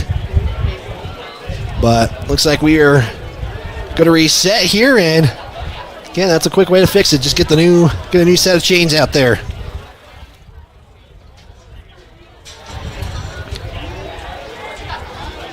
So it'll be Jordan Mendez to kick it off here for the Red Devils. Again, 14-0, courtesy of an 89-yard touchdown run, first play of the second drive by Gabe Hutchinson. As we'll get set, here's the kick. It's actually Finn McFadden who's going to await the kick. It's going to go all the way into the end zone, 1st and 10 at the 20 for the Lander Valley Tigers. So, you know, Tigers getting a couple of first downs on their last couple of drives. They just haven't been able to put it together, as plays have stopped by really big plays by the Red Devils. Big sack plays, as Tigers have elected to try to go through the air a few times, just haven't been able to make connections. Only Paxton Holland, I believe, is just 1 of 1 today. Yeah, 15 yards, courtesy of a 15-yard completion to Bryce Mason. So 1st and 10, receivers going to go on each side. Jubber and Mason, each side of the numbers. Holland's going to line up under center. Baker, the fullback of the backfield. Motion is Burton. Here's the carry by Baker. As Baker going to get about maybe 5, they say, maybe 4. As Braden Baker really getting the bulk of the carries so far. 6 carries, 26 yards. As Evanston already at 131 yards of offense. The Tigers 45 officially. Unofficially, I want to say, is make sure we provide the right stats here. So 2nd down, 6 to go after they roll a 4-yard carry. 24-yard line of the Tigers set up here. One receiver each side again. Larvey in the backfield. Motion is Velarde. They're going to give it to Larvey, though, and he's going to get to about the 26. And that'll be a gain of 2. So third down, about 4 now for the Tigers here at the 26, and then you get to the 30 for a first down. Again, will they go to the air, though, is the question. Again, a couple of times that they have tried to go to the air, Hollinshead's been sacked. Either sacked or it ran the ball one time, I apologize. So, again, this is just the third drive for the Tigers. Third down and 4 at the 26, quarter number 2, 10-15 to play. Hollinshead lines up in the gun, one receiver each side. Hollinshead will drop back, looks for Landon Jones, and Landon Jones had it, and then he looked too early. Tried to look upfield and couldn't get the completion, and it'll be 4th down and 4, and the punt team will come out. Evanston playing a video, kind of have a video broadcast on their board, which is kind of cool to see here at the K-Fackrell Stadium field. Again, renovated last season. Evanston had to start pretty much on the road because the renovations were going into the season. So Jubber will punt it for a third time today. Evanston's got 2 receivers out there in the back. Here's a punt. It's going to be caught by the Red Devils, and it'll be tackled about the 47-yard line, as that looked to be Drew Barker, on the play, and the Red Devils will set up shop. Only one play last drive in the second quarter with 89 yards. Gabe Hutchinson got the touchdown. A little bit shorter field of work here. The officials move the ball about maybe an inch. So he set it up at the 47. Kind of scooted it back. Rowe will line up in the gun. They're going to have 2 receivers to the far side. Barker on that far side. Again, a player to look out for so far. Really hasn't been a factor. Roberts will get the carry. Tristan Osborne was trying to get there for the initial tackle. Couldn't do so. It's going to be a gain of appears to be 6. That was Roberts on his first carry of the second quarter. 6 carries, 36 yards. Sets up 2nd and 5, so officially a 5-yard carry. Apologies. 14-0 on your Fremont Chevrolet scoreboard. Give a big thanks to State Farm. Justice Jacobs is a proud Tiger Athletic supporter at State Farm. They are there to protect your future. Call today 332-2530. He's also our player of the game sponsor. We'll have the Bailey and Tire and Auto post-game show, but before that is the Buckle Up for Life Wyoming halftime show. Roberts again with the carry, tries to power his way to a first down. He's going to be close. Let's see what the officials say, and yes, they will say first down as he got right on the line of scrimmage. That'll be another Red Devil first down.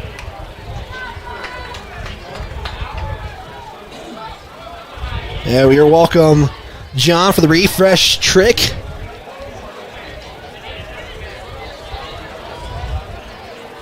Yeah, you can comment on YouTube and Facebook. We'll try to give you a shout out during the broadcast. We're all going to line up in the gun. One receiver far back. Here's that pitch to the outside. Roberts again, and Roberts is going to get another carry, and this is something that Evanston has been able to execute well. These outside plays, as I believe the Tigers haven't. They're trying to get there, but Evanston's offense of line has done a great job, and the receiver's doing a great job blocking.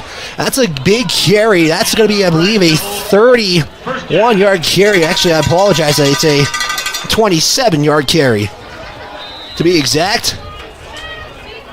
1st and 10, so they do have to get to the 1 for a 1st and goal, and we have a timeout. It is an official timeout. It's Cabriel is trying to get his shoe fixed as his shoe came off on that play. The clock stopped at 8:56 to go. So again, this isn't a 1st and goal. The ball spotted at the 11-yard line.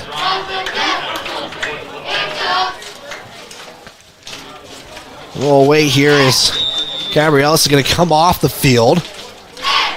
I just noticed there was 2 players for the Tigers that came off, and now you're going to have 1 player running on the field. As that's Cody Phillips, who had to just hurry in and get their Red Devils line up in the eye, one receiver each side. 8:39 to go.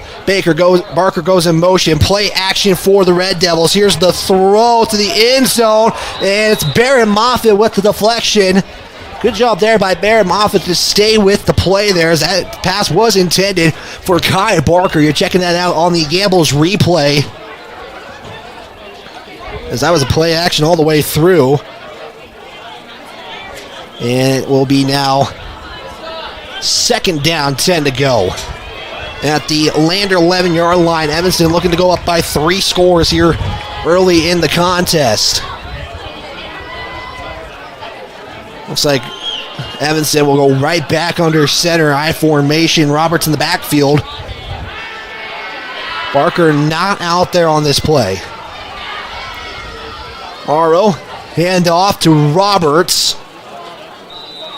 And it's going to be maybe a gain of 1. So the Tigers they're really stopping those plays in the middle.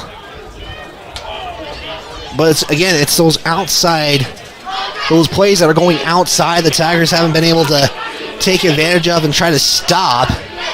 Yes, one play was one play was between the tackles and it went for 89 yards, but again, most of the time so far it's been short gains or really nothing for the Red Devils going up the middle. 2 receivers each side. Morrow going to go in the gun. Kai Barker in motion.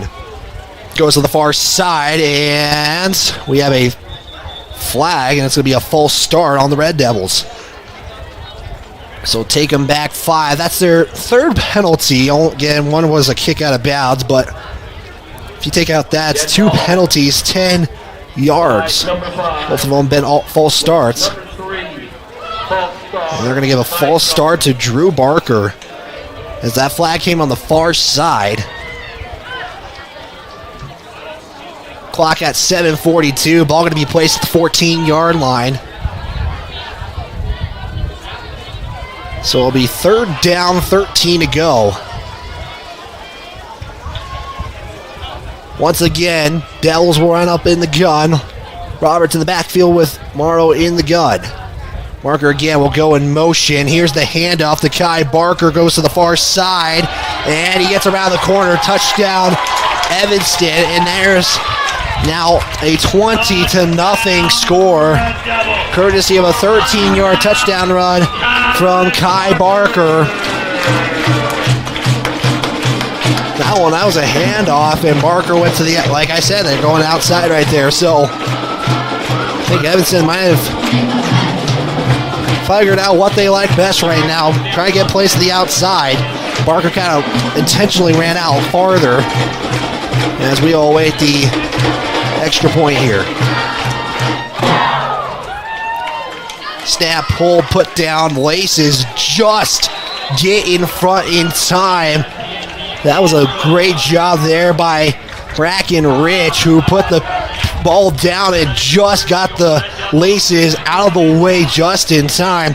And we're at a 21-0 score right here on your Fremont Chevrolet scoreboard. What's up beside? Back in 30 seconds. You're tuned into Tiger Football on County 10. Jacob State Farm Insurance Agency, where friends go. Justice and his team are dedicated to helping you protect what's important. We offer a variety of insurance products and services to help you protect what's important to you. With customizable coverage plans, safe driving rewards, and discounts, Justice Jacobs can help you create a solution that's right for you. Go Tigers! Visit us at 990 Main Street in Lander or online at insuredwy.com. Back here on KOVE 1330 AM 107.7 FM, online on County 10's YouTube and Facebook page. Baldwin Creek Rental Center in Lander has everything covered up for equipment rentals. Stop in at 675 Baldwin Creek Road and see how we can help. Good luck to all athletes from Baldwin Creek Rental Center. Kai Barker, 13-yard touchdown run, gives the Evanston Red Devils a 21-0 advantage in quarter number 2. 7:35 is on the clock. As here's the kick. It's going to be deep there. Finn McFadden will drop it, but it goes into the end zone. And it'll set the Tigers at the 20-yard line again. 3 drives, 3 punts. As the last drive ended on an incomplete pass.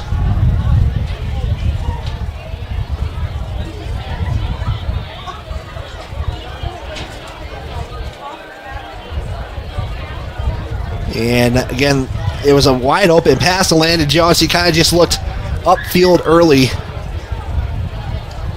on that one, then finished securing the pass.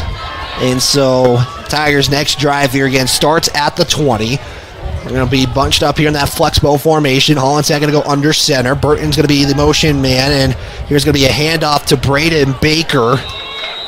And that might be a gain of 3, they're going to say, and they'll set up second down and 7 to go.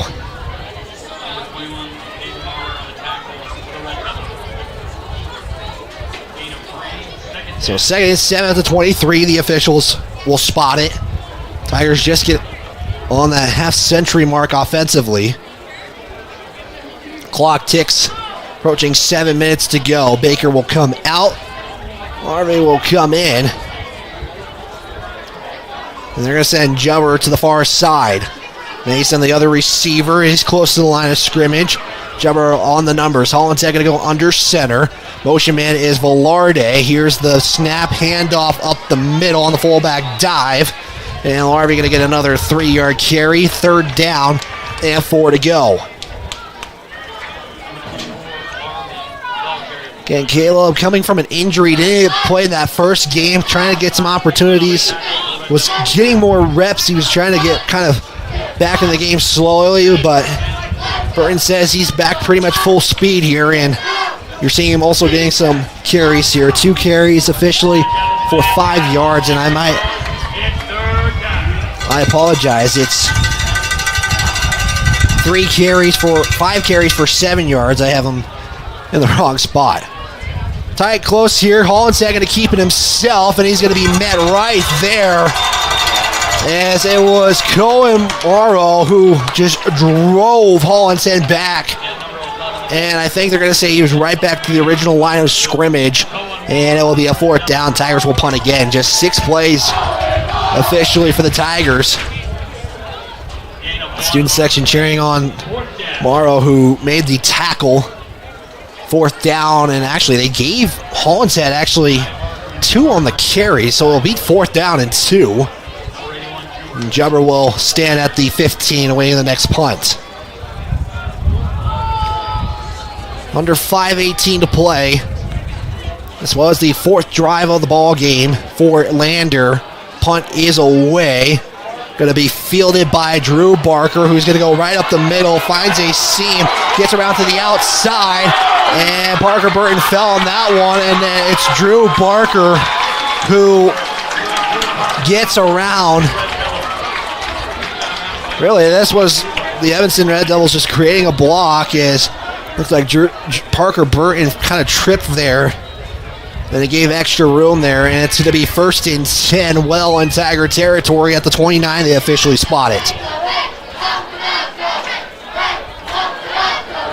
Red Devils so far, 7 plays for 140 yards.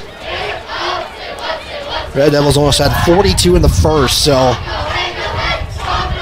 let's see if the Tigers can stop those outside carries. Jim Burton's on the field talking with the officials.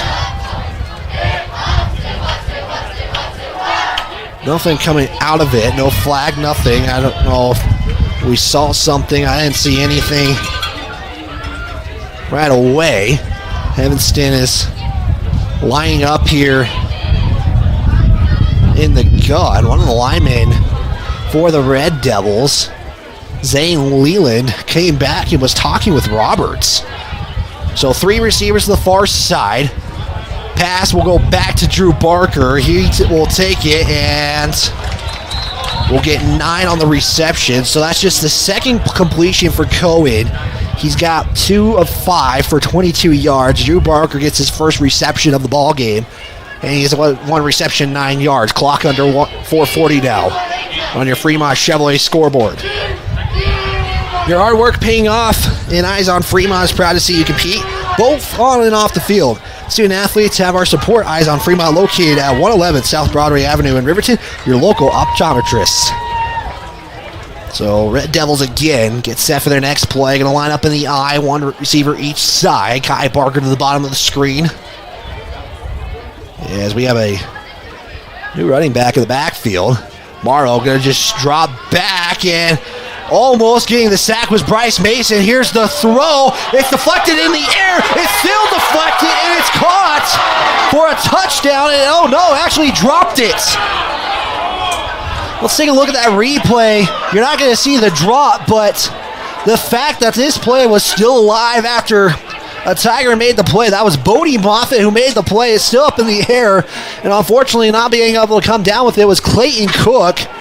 And after all of that, it's 3rd and 2. That was a straight pass all the way.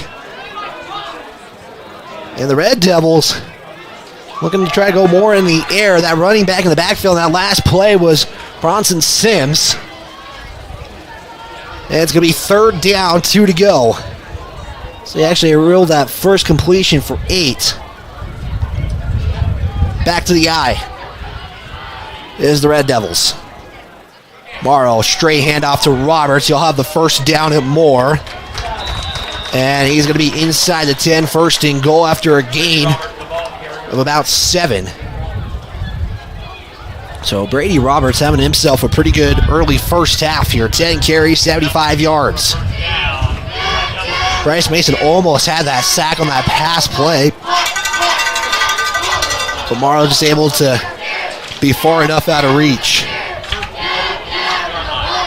1st and goal now inside the 10. The ball is at the 9. Evanston going to go in the gun. Receivers tied in the formation. Here's the snap. Morrow going to roll out to his right. Morrow scrambling. Bryce Mason tried to grab the jersey, and finally taking him down was Cody West. As Morrow's helmet came off, so he's going to have to come out for a play. And the carry for about 0, so nothing transpires out of the play. As the officials now talking to each other. And we're going to have... We can't see Morrow in this play because the helmet came off.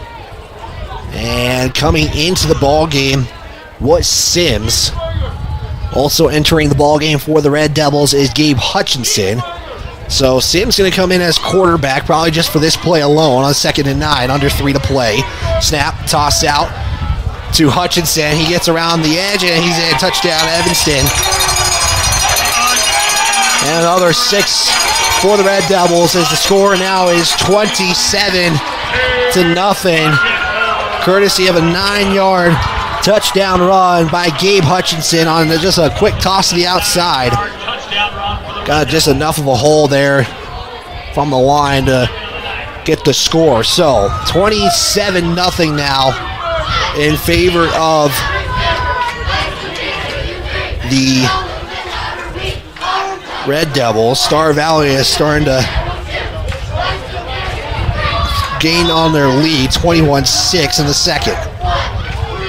As the the point after is no good, and we stay 27-0 on your Fremont Chevrolet scoreboard. We'll step aside. We're back after this timeout on the County 10 Sports Network. At REMAXRiverton.com. Central Bank and Trust is a local bank that is focused on technology and convenience. We have a simpler online mortgage application process. You can use your computer or mobile device to upload required documents and sign them online.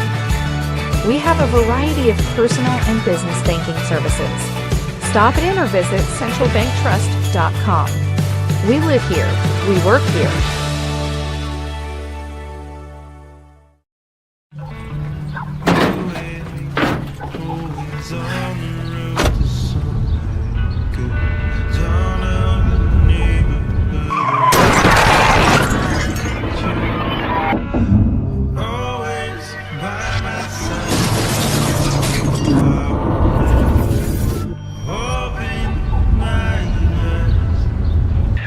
Why do we enforce seatbelt laws, because in real life, you don't get a second chance.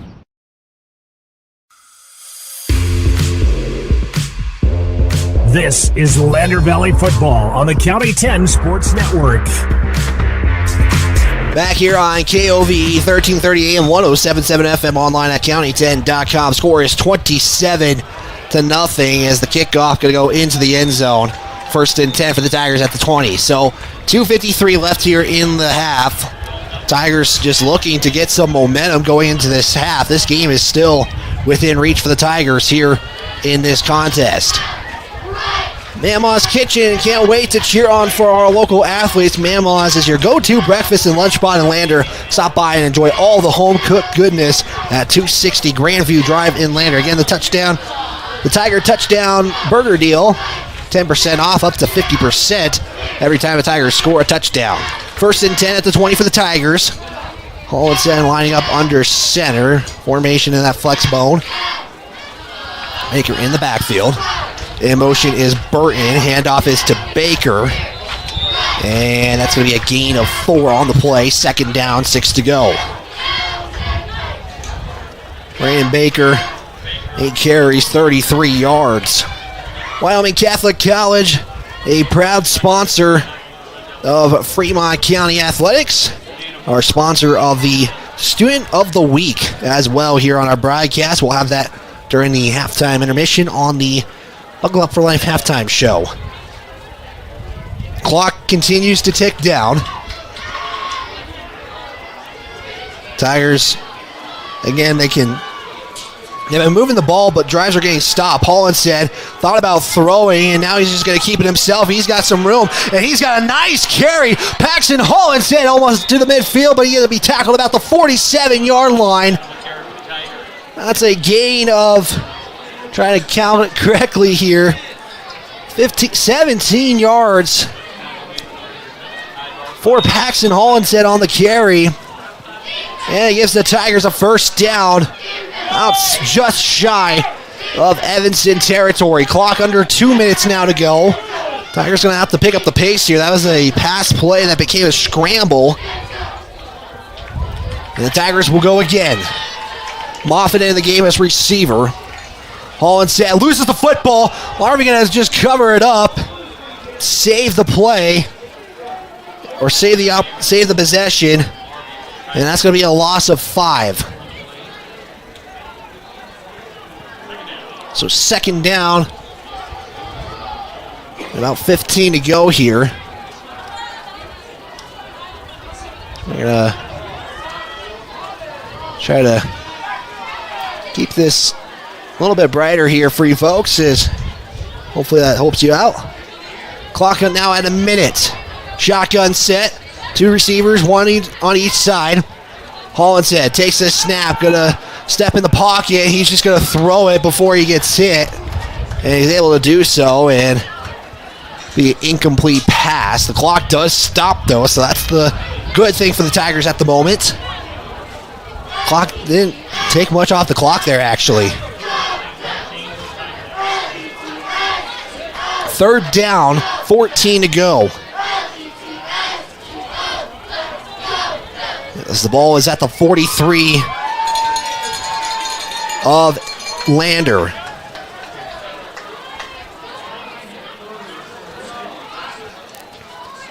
Hamilton getting things directed here. Under center, 1 receiver each side. Hollinston, hand off to Larvie. He's going to be just shy of the 1st down. He's going to be he's shy of the original line of scrimmage.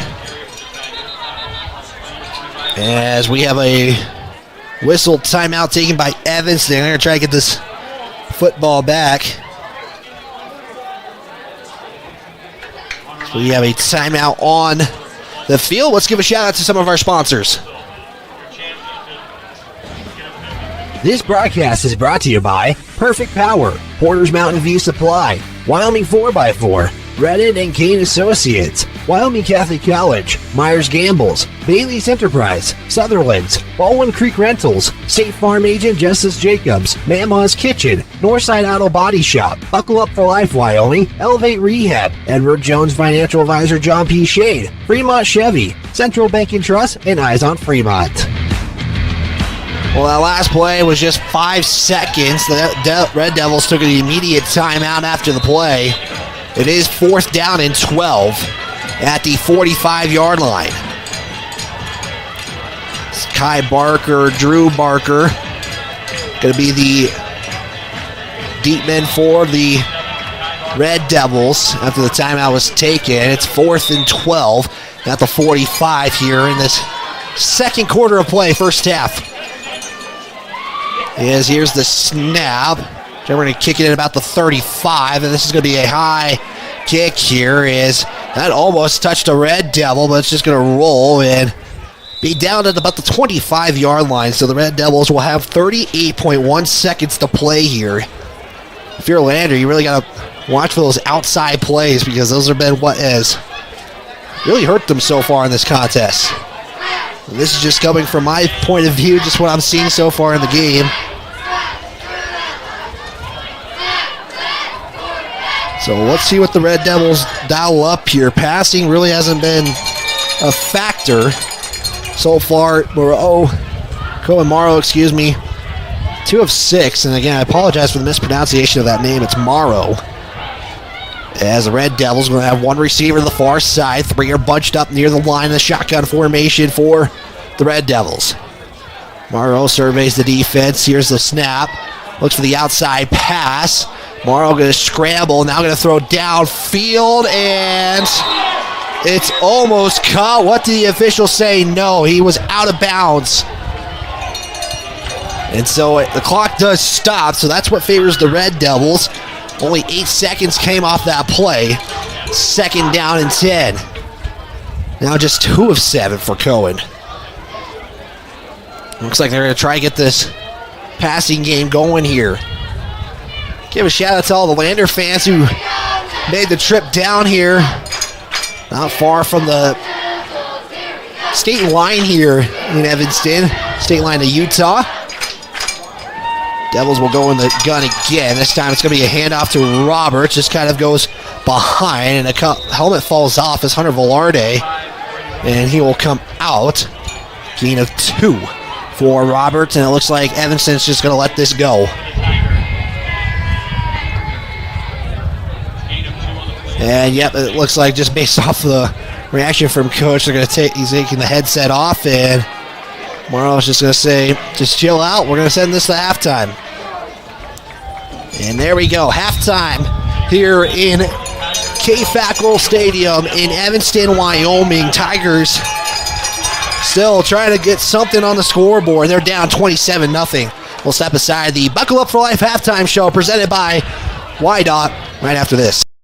Tires, and more tires. Bailey Tire and Auto Service offers a huge selection, great prices, and fantastic service. Oh, yeah. Hi, this is Haley. With over 13,000 tires to choose, Bailey has tires for your ATV, farm implement, car, truck, trailer, semi, lawnmower, wheelbarrow, you name it. If it has a tire, Bailey Tire and Auto Service can fix it or replace it. Bailey Tire and Auto Service is your one-stop complete tire and service shop. Just remember, with Bailey's, there's no tricks, just tires.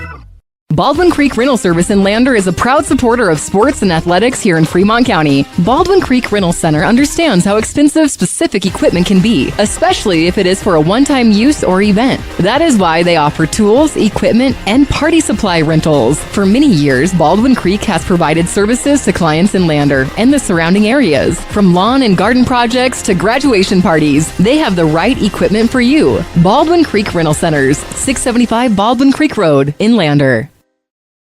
Northside Auto Body Shop in Lander is proud to support sports and student athletes for the 22-23 season. Northside Auto Body is a staple in the Lander community and is primarily engaged in automotive body, paint, and interior repair and maintenance. If you hit a deer or have a vehicle accident, Northside will get your repairs handled and accept all forms of insurance. Javi and the crew got you covered at Northside Auto Body Shop, 323 North 2nd Street, Lander. This is Maven, award-winning optics for the adventurous. From binoculars to spotting scopes, Maven has you covered. Be prepared for scouting, wildlife watching, or any outdoor adventure. As a proud sponsor of local high school sports, we wish all the Fremont County athletes the best of luck this season. Visit mavenbuild.com for more information and to order. Maven, discover something new. Goddard Construction is a local contractor dedicated to our community. We're proud to support our student athletes in every sport, on and off the field. We believe in hard work, crafting excellence, and building legacies, one project at a time. We bring your vision to life. Visit GoddardConstruction.com to see what we can create for you. Goddard Construction, building Fremont County, one project at a time. Living well isn't just about things. It's about the things that matter. Your family, your friends, and your health. For decades, Sage West Healthcare has been committed to improving the health and care of our communities. Today, we're investing more in our communities, in our people, in advanced medical technologies, and in specialized facilities, so access to better care is close to you and the things that matter most. Sage West Healthcare.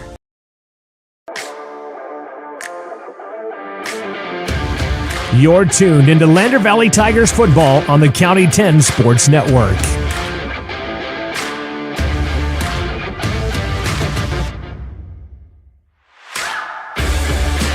This is the Buckle Up for Life halftime show presented by YDOT. They are a proud sponsor. They want to remind you that seatbelts save lives. Buckle up and stay in the game every time, every ride. As the score right now, 27-0, unfortunately, for the Lander Valley Tigers. It's been pretty much Evanston from beginning to end so far in the contest in this one. We'll take a look at some halftime stats here in just a moment. Is again 27-0 your halftime score. KOVE 1330 AM, 107.7 FM, online at county10.com. As we're on YouTube and Facebook as well. We're going to make sure we reset things here. There we go. And again, we appreciate you tuning into this broadcast, commenting, as again, we want to be positive for these folks. And let's take a look at some of the numbers real quick. Just individual stats so far. Is we're going to update some of the stats as far as touchdowns and everything else goes in the contest. Again, this was 7-0 going into the second quarter of play, and then it's really just been outside plays for Evanston that have kind of pulled this game away. The Tigers have been able to stop those plays that are kind of going up the middle, and done well as far as the passing game goes, defending that, as one of those almost became a touchdown for the Red Devils. This could have easily been a 35 or 34-0 ball game after a deflection that got popped up in the air, and then it landed in Clayton Cook's arms, and then it fell out as he was going to the ground. So the official said incomplete pass on the play in this one. We're going to keep our Buckle Up for Life halftime show going here. We're going to take a look at some golf results, but before that, some halftime stats. We'll be back in 30 seconds. Jacob State Farm Insurance Agency, where friends go. Justice and his team are dedicated to helping you protect what's important. We offer a variety of insurance products and services to help you protect what's important to you. With customizable coverage plans, safe driving rewards, and discounts, Justice Jacobs can help you create a solution that's right for you. Go Tigers! Visit us at 990 Main Street in Lander or online at insuredwy.com. Back here on KOVE 1330 AM, 107.7 FM, online at county10.com, as we take a look at those first half stats for you folks. And right now, I mean, all the statistical categories favor the Red Devils. 208 total yards compared to 76 for the Tigers offensively. The Red Devils have had 187 rushing yards in the second quarter. They had 158 of those in that second quarter of play. Taking a look at the passing yards, 21-15, so that's kind of a narrow margin for the Red Devils. They got Tigers committed a turnover on the fourth down, unable to receive it from Jubber. Unfortunately, the Red Devils recover and took advantage on the score. Penalties also favor the Red Devils. Both have 2 penalties, but the Red Devils have been false starts offensively for them. So again, just everything right now kind of favoring the Red Devils in this contest, and something to really look out for as this progresses on is, can the Tigers make that adjustment, kind of going to that outside, defending that outside, but as well as defending the inside of the play, and that's really something to look out for in this second half. 27-0 your score. We'll take a 30-second timeout, and we are going to give you some updates with Lander Golf, courtesy of Mike Watson, the head coach of the VHS golf team, is there in the world. We'll be back right after this. Jacob State Farm.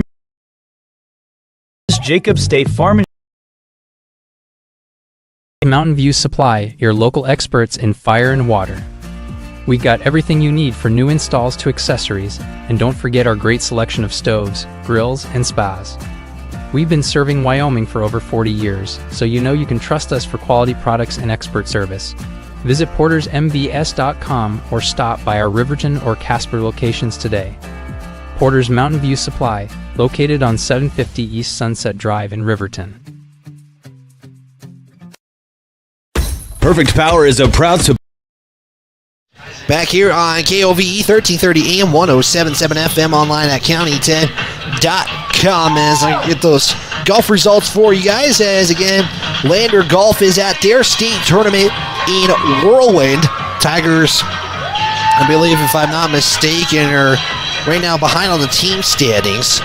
But taking a look for the girls standings first for you folks is Wheatland leads the way at 251. The Lady Wolverines standing fourth at 286 overall. Lady Tigers at 6 right now, heading into the second day tomorrow. Day 1 did conclude. Morgan Hill led the way for the Lady Tigers, shooting 86. Keegan Watson not far behind at 99. On the boys' side, Tigers right now in 5th place at 336. Riverton is looking for their 3rd consecutive state title in golf, just sits at 307 there in 1st place. Evanston not far behind though at 310.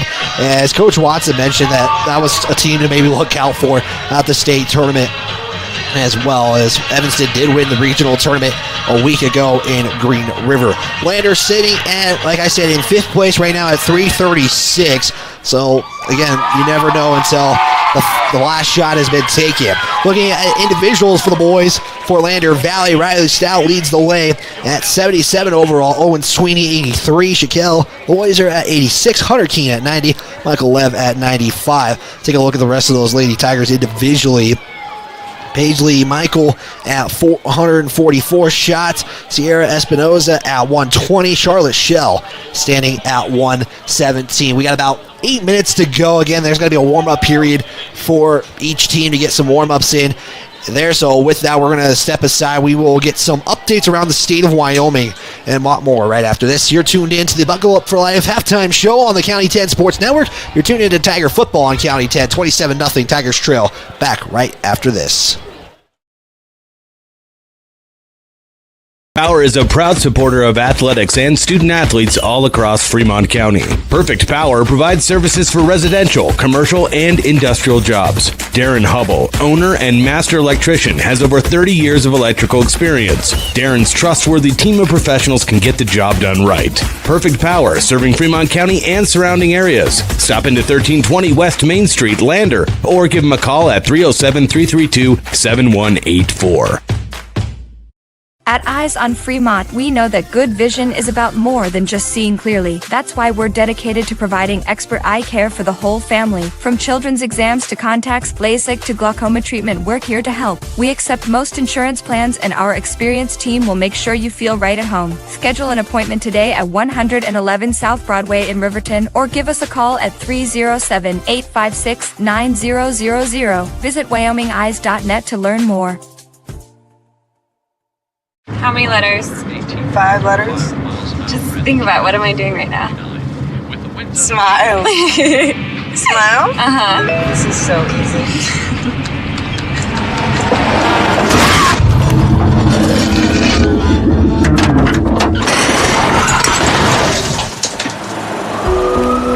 Nobody likes to be stopped by the police, but if I'd seen her texting while driving and given her a ticket, it just might have saved her life.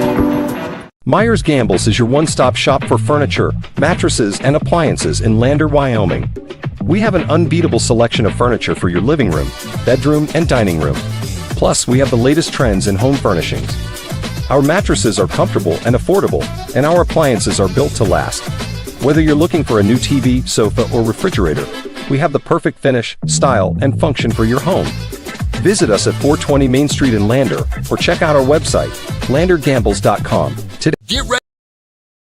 You're tuning in live on the County 10 Sports Network. Evanston leading the Lander Valley Tigers 27-0 at the halftime intermission. This is the Buckle Up for Life halftime show presented by Wideouts. Taking a look at some local scores. We'll start in volleyball, where the Lady Tigers did play last night against Pinedale to lead or start off their conference play. They got to 5 sets. The Lady Tigers would win set 2. They would win set 3. They were up 2 sets to 1.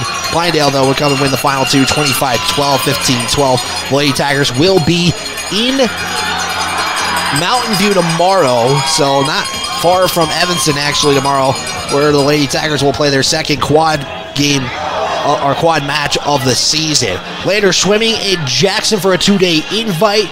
Again, we mentioned Lander Golf is at Whirling for the state tournament. We'll have results of all athletics when they're available at county10.com.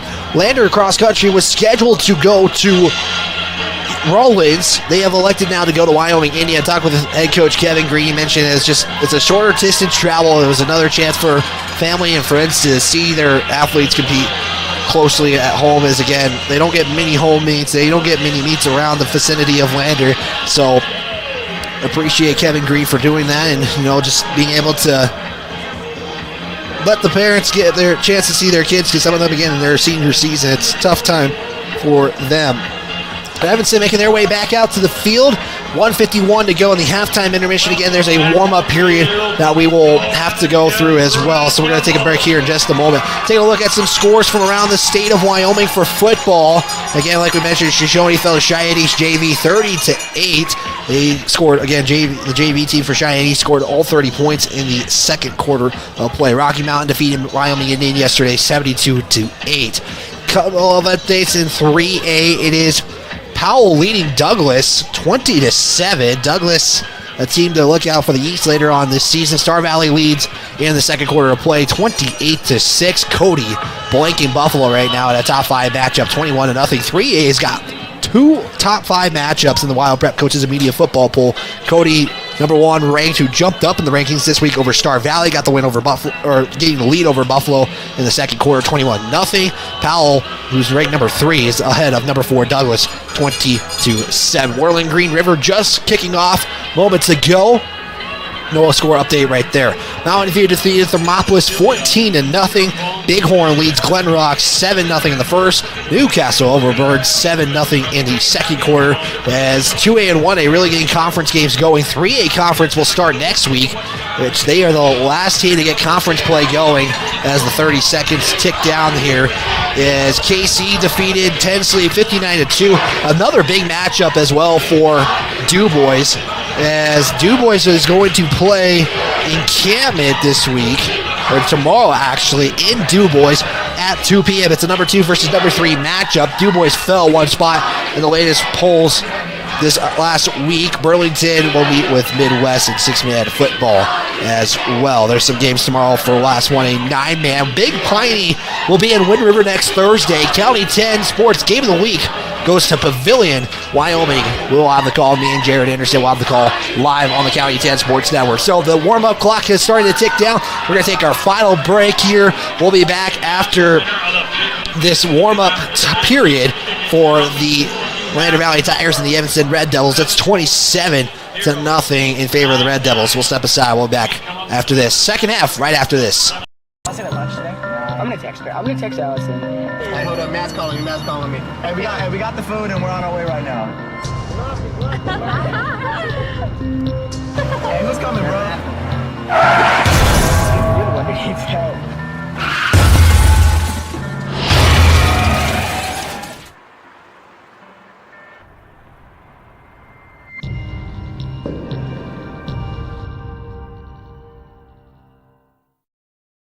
If you're looking for an upgrade to your vehicle, Wyoming 4x4 is the place to go for all your upgrade needs. From lift kits to bumpers, grill guards to bed liners, we've got everything you need to take your ride to the next level. We use top brands for our bumpers like Fab 4s, Ranch Hand, and Road and more. So get your vehicle ready and stop at Wyoming 4x4 or give Dan a call at 307-857-3175.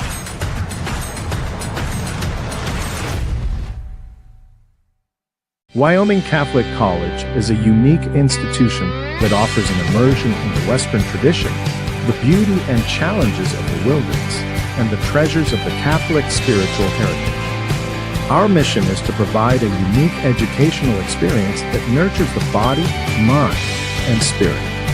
We are proud of our alumni success stories and the learning opportunities we offer through our academic outreach programs. Come and explore our campus in Lander, Wyoming. Make your home improvement projects a breeze with Sutherland's, your home improvement experts. Always the right products at the right price. For every project, every day. You can shop and pay online at Sutherlands.com, and we'll get it ready for easy in-store pickup. With the tools and the know-how, you can count on Sutherlands for any job. With over 30,000 items in stock, make your first stop at Sutherland's Home Improvement in Casper and Riverton. County 10 is your Fremont County news leader. We're everywhere. On the web, mobile, social, and on your radio dial, with all the news you need to feel connected. From sports to board meetings and community features, we work hard to bring you all the latest updates you care about. Visit us today at county10.com. County 10, community connected.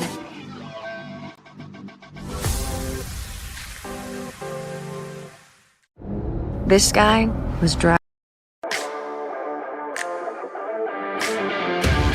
You're tuned into Lander Valley Tigers football on the County 10 Sports Network.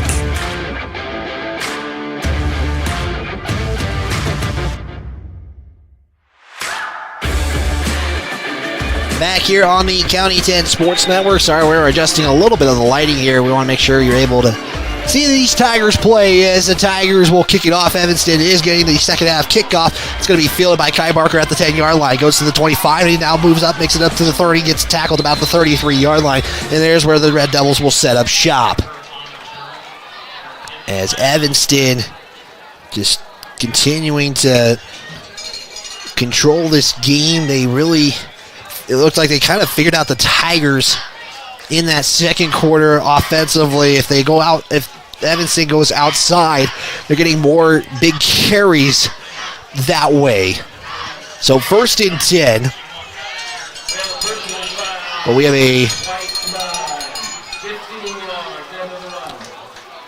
have a personal foul on the Tigers. I did not see a flag on the field. As Hunter Velarde immediately pointed to Evanston, I believe.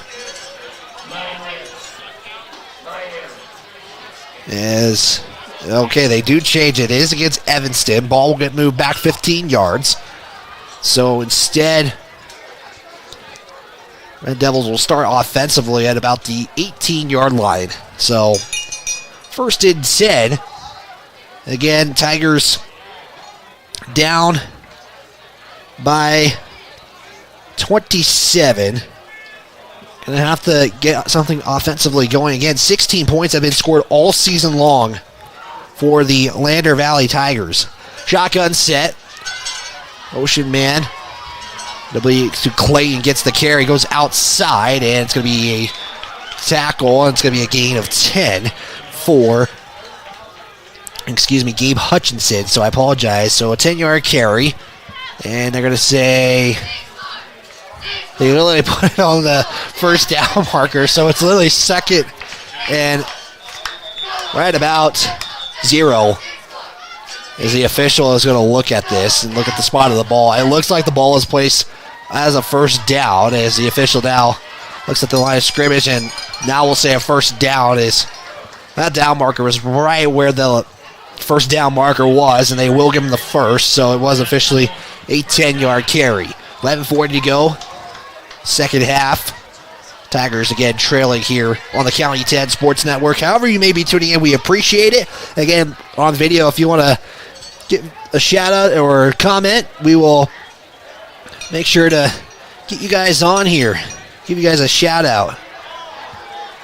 I formation, 2 receivers at the bottom of the screen. Morrow, takes a snap, give it off to Roberts. Roberts going to try to pull off a stiff arm, as Hunter Velarde will make the tackle. Gets maybe about 2 on the carry is Roberts. As Roberts is wearing 1 glove on his hand. I believe he's wearing it on the left hand, and it's going to be 2nd down, 7 to go. Officially a 3-yard carry.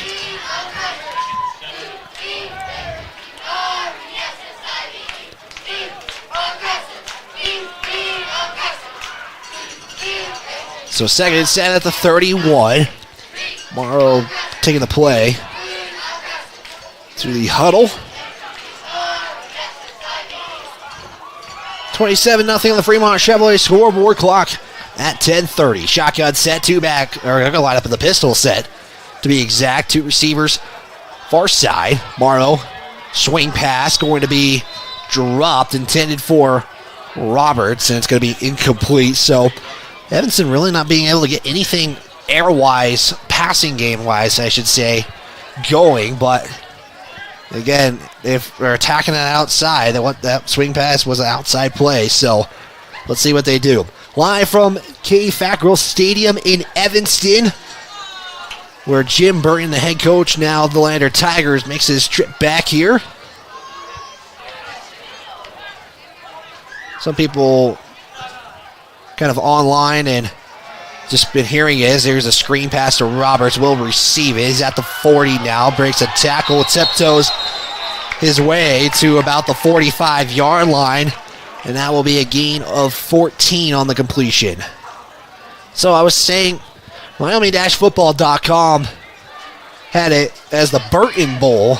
That's what some people were saying, as that's what they were calling it. Just because Burton makes his trip back here as early as he has. First season as the head coach of the Tigers, and he's back to his former team. Spent 4 seasons here in Evanston. As the shotgun set, Roberts will get it, as Hamilton was the initial tackler on the play. As Cabri Ellis was also there. Tristan Osborne on the tackle as well. It's going to be a loss of 3. So again, Tigers are able to stop things going to the middle, but now it's just, can the edges get there and stop those outside plays? Going to be 2nd down, 13 to go at the 42 for Evanston on their own side of the field.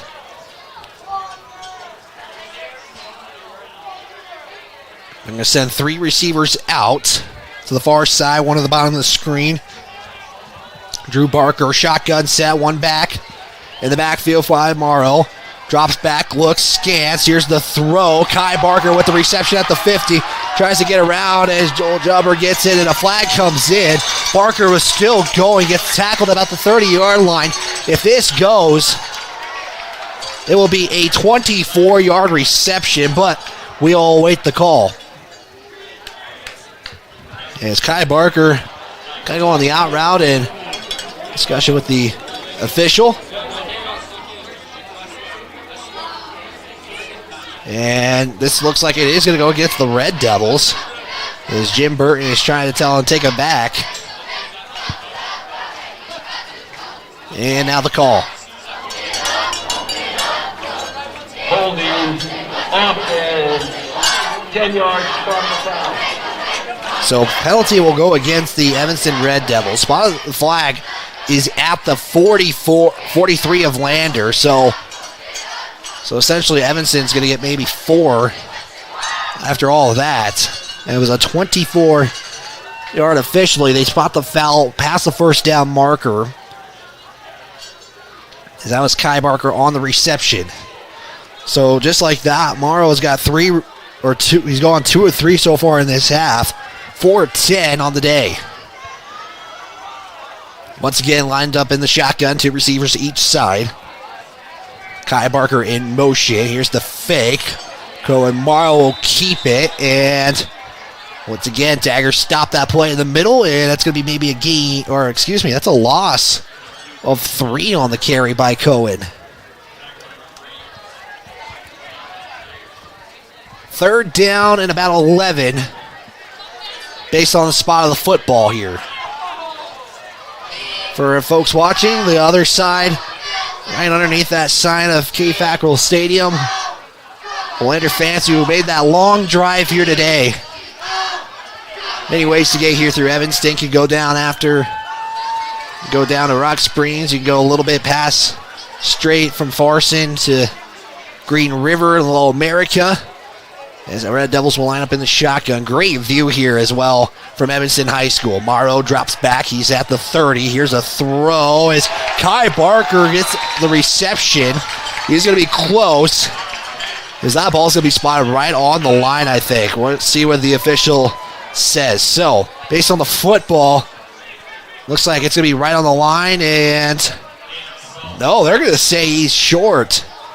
So this is going to be a 4th and inches. Reception is complete for 11 yards. And no, they will say first down. That was kind of a similar scenario earlier in the drive. The down marker was right on that first down, or the line to gain, and they do give them the first down. So, Evanston at the 45 now is where the ball is set. 1st and 10. Tigers trying to make a stop here. I formation. 1 receiver each side. Morrow. Count was on 2. As Roberts staying on his feet. He's going to get 8 on the carry by Brady Roberts, and he will be about 2 yards short of a first down. 2nd and 2. Clock under 8 to go. Actually, approaches 7:35.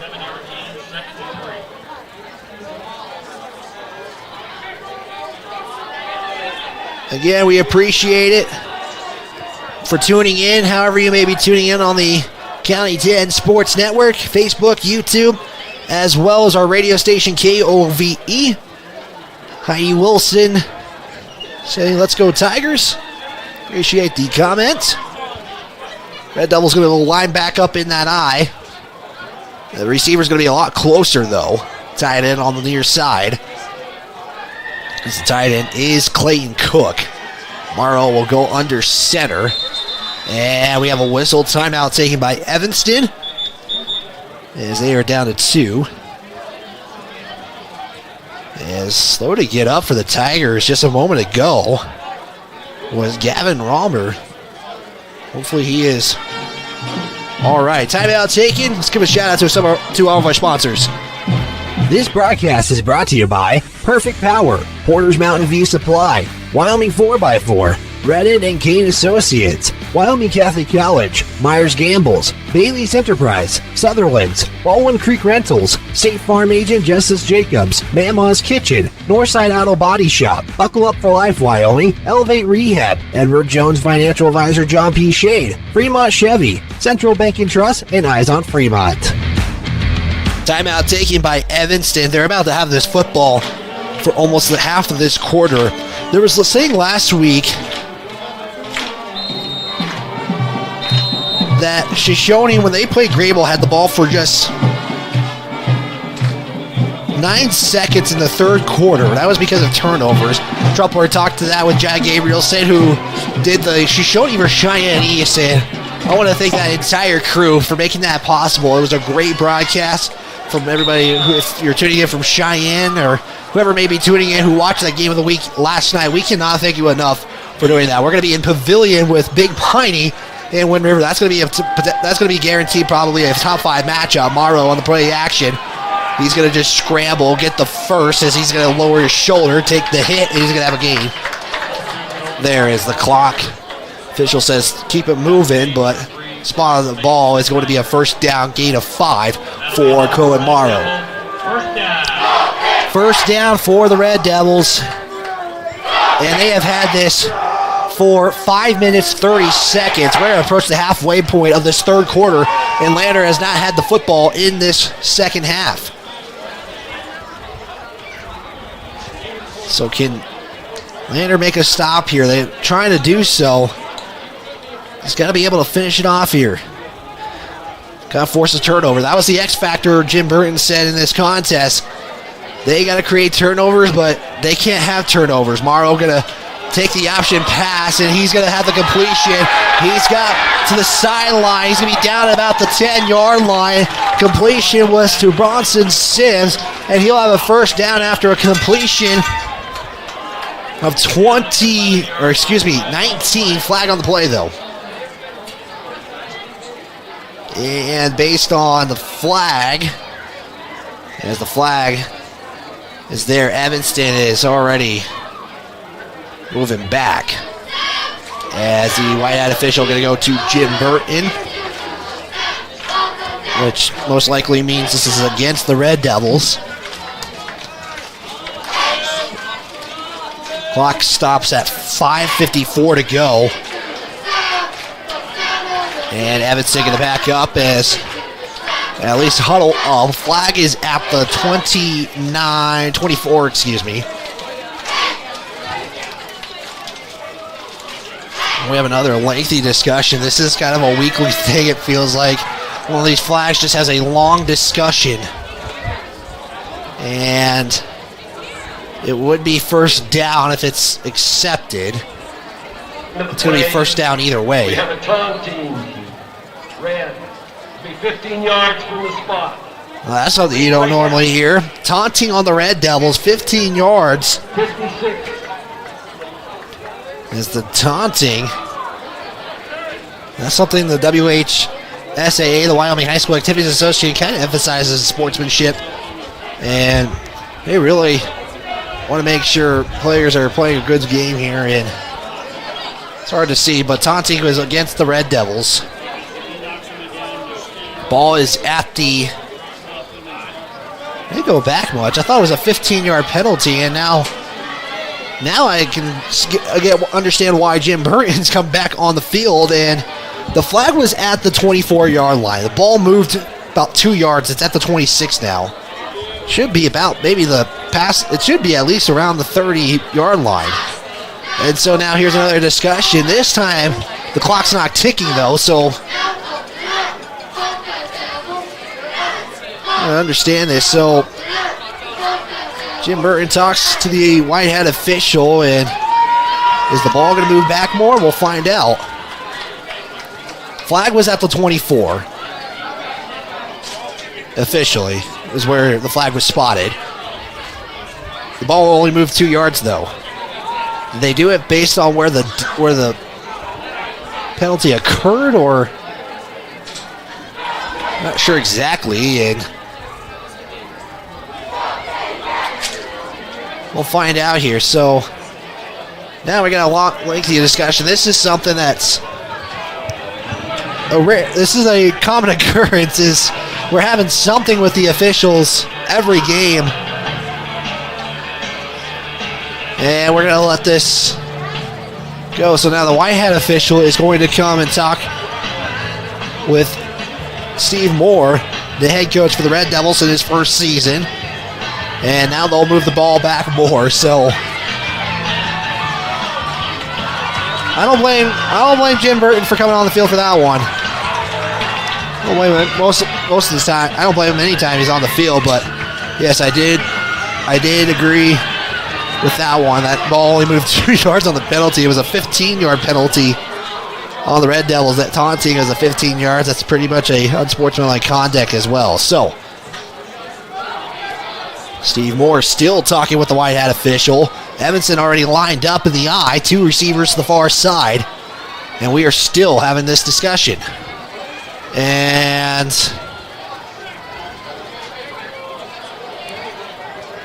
now what's going on? I think this is finally over. Can only hope.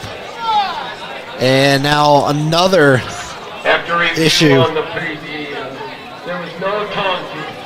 The foul was for ineligible receivable downfield. 5 yards, lost it down, previous spot. And so now we have a ineligible receiver. So now the football should be more. It should be up more. But this is only a second down and 15. So initially, Evanston had a taunting call. They elected They took that back, and then they said it was not a taunting call. It was an ineligible receiver, and the ball is still 5 yards behind the line of scrimmage. And so we're just pretty much at a 5-yard penalty now. So I formation, fullback dive to Roberts. So after all of that, the Red Devils are going to get right back to the original line of scrimmage. So it wasn't a 15-yard penalty. It was a penalty of 5. So if you just joined in and wondering what in the world just happened, Evanston was called for a taunting call. They called it with the flag at the 24-yard line. The ball got moved 2 yards because they went it from the spot of the foul, where the player was down, which was Bronson Sims on a pass. Then they moved the ball back 5 yards from the original line of scrimmage, and then they said it was not a taunting call. They called it an ineligible receiver downfield. Evanston got upset about that because they didn't know what the ball was like. It's a shotgun set now from Morrow, as Morrow is going to throw it to Kai Barker, who receives it, and it's in for 6. So after all of that, Evanston still gets on the board. That was a 35-yard touchdown completion from Cohen Morrow to Kai Barker, as Kai Barker is really having himself a day here for the Red Devils as we will await the PAT. 33-0, 5 minutes to go. Evanston had this football for 7 minutes as that PAT is blocked. Now we stay at 33-0 in favor of the Evanston Red Devils. So after all of that, Evanston gets on the board. We'll step aside. We'll take a break. Back in 60. Look at the damage. This guy was going a lot over the speed limit. Look at the damage. This guy was going a little over the speed limit. Look at the damage. Redden, Kane & Associates. CPAs is your go-to source for tax, financial, and business solutions. Our experienced professionals are trusted and know the numbers. We're dedicated to providing personalized attention to each of our clients. Whether you're an individual or a business, we're here to help with all your accounting needs. Let us do the math for you. Stop in or visit rivertoncpa.com to learn more. Elevate. This is Lander Valley Football on the County 10 Sports Network. Well, after some questions about the penalty where the ball should be placed, it is a 35-yard touchdown completion from Cohen Morrow to Kai Barker for 6. PAT was blocked, and we have the kickoff away as it's going to be fumbled by Finn McFadden. He gets it back from the 3-yard line, tries to get around as Evanston is right there, stopped at the 10-yard line, 1st and 10 from the Lander Valley 10. They got 90 yards to try to get a score up here. Again, they haven't scored since week 1 of the season in Green River. They did score on the safety, I should say an offensive score for the Tigers. Can they do it here on their first drive of the second half? Again, Evanston had this ball for 7 minutes exactly. And it will be 1st and 10 at the 10-yard line. Axton Hollinshead, the sophomore, again, getting the start today because of injuries. As Hollinshead going to line up under center. He's just going to take it himself right up the middle and get a nice carry there. Give him 5. Sets up 2nd and 5. Just a straight quarterback keeper on that one. And that was just the very first play for the Tigers in this second half. It'll be 2nd and 5 now. As it will be Braden Baker coming out. Most likely means Caleb Harvey is in. That is the case. One receiver to the near side is Joel Jubber. Hollinshead going to line up under center again. In motion is Velarde. Snap. Give to Larvey as he's going to just try to keep his feet going. and we'll get 2 on the carry.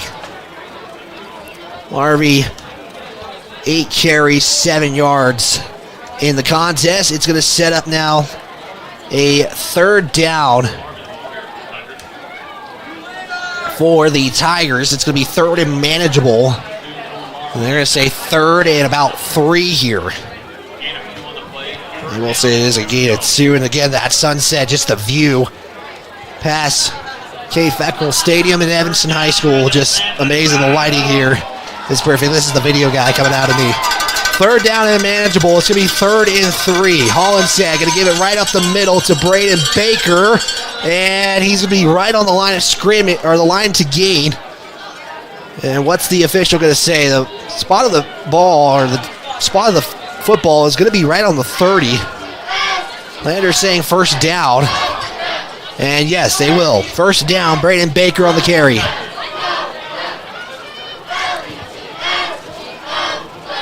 Or not the 30-yard line, excuse me, the 20. As Bryce Mason will come in. And we'll get the next play. 1st and 10 at the 20.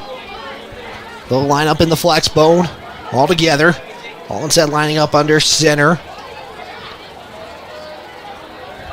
As motion man is Parker Burton. He's going to get the carry. Going to try to go around the outside.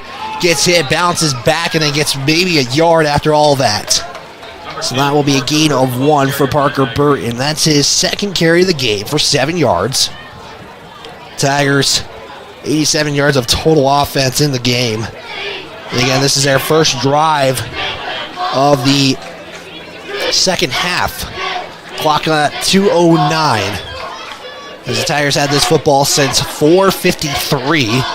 That kickoff that Finn McFadden had to recover because he touched it. As the next play, going to have Moffitt lined up as the receiver to the near side. Hollinshead drops back. First read he sees is Bryce Mason. It's going to be a completion for 10, maybe 11. And that's just the 2nd completion for Paxton Hollinshead in the game. Bryce Mason again with both receptions. And he will come out after he got the reception. Hollinshead, that was his first read, took it. Get the first on the completion.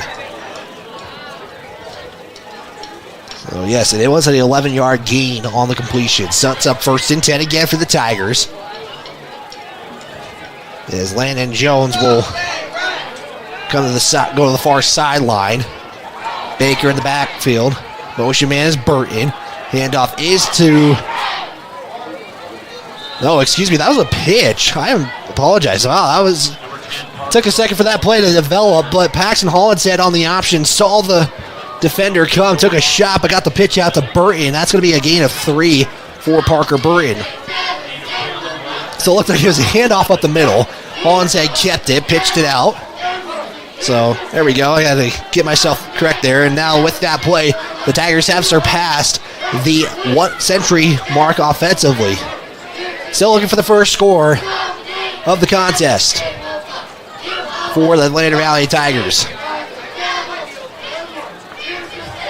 Jones going to be the wide out far side. Evanston shifts. Hollinshead notices it. Makes adjustments. Play action. Drops back. Hollinshead just going to throw it away. Nice job by Hollinshead to not lose anything on the play. That was probably the right thing to do. And it will be 3rd down. 3rd down and 7 to go. Hollinshead 2 of 5 today for 26 yards. Only just 5 pass attempts, though, for the Red Devils. Or for the Tigers, excuse me. Third down, 7 to go. Tigers need to get to the 43. Let's see if the Tigers will go into the air again. Hollinshead kind of play action that last one. Does he just go straight back? Tigers will bunch up together on the flex bone. Here's the snap as I think Hollinshead was looking to pitch it out and then looked like a broken play from the start. That's going to be a loss of 7. So a loss of 7 for Paxton Hollinshead, and it's going to be yet another 3 now. Punt team comes out. So every drive in the game so far for the Tigers has been 3 and out.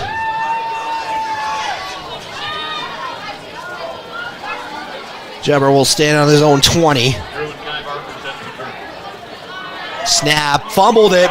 Jobber just going to keep it himself. He's going to try to get the first down. He's going to be short. But a valid attempt after mishandling the snap. He was about 4 yards shy. And it will be a turnover on downs. So Jebber, essentially, that's a carry for him. He got quite a bit on that one. I believe it's officially 11 yard, or not 11, yeah, it is a 11-yard carry for Jubber, officially. The Tigers will stay over that century mark in that one. Taking a look at an update in Afton, Wyoming. Star Valley just have taken control 42-6. The Devils line up in the shotgun. Morrow with a man in the backfield. Pump fake. Now throw it. It's going to be Drew Barker who tiptoes in for the reception, as he will have a reception for 16 yards. As Drew Barker gets the reception, we are still in the third quarter. This time Drew Barker gets his second reception.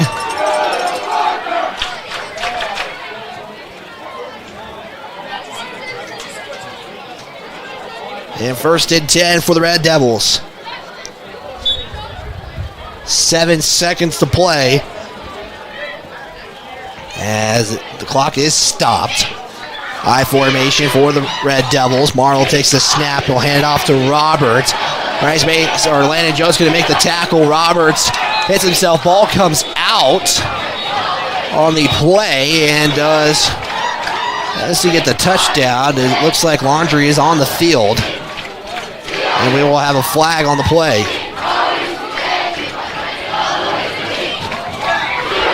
Evanston's going to back up. Either way, the quarter will end. Pierce, holding on the Devils, taking back 10. So after all that, what looked like a touchdown score, they take it back on the penalty. And I believe we're going to get one more play, if I'm not mistaken.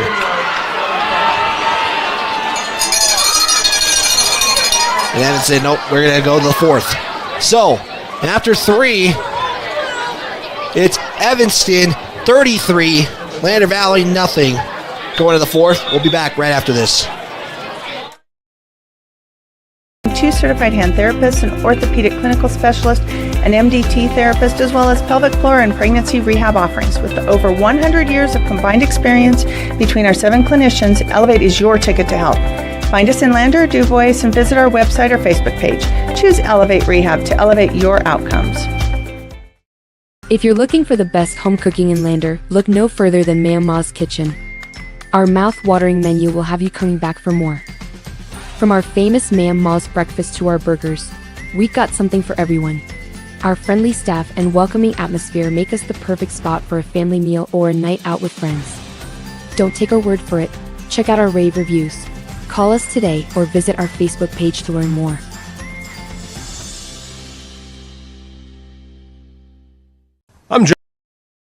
We go to the 4th quarter of play. Evanston up 33-0. Just saw that ad brought to you by Mamla's Kitchen. And make sure we remind you, folks, it's the Tiger Touchdown Burger Deal. 10% off per touchdown, up to 50%. The deal will last throughout the weekend. So Evanston will start with the football. They had the football for the majority of the third quarter.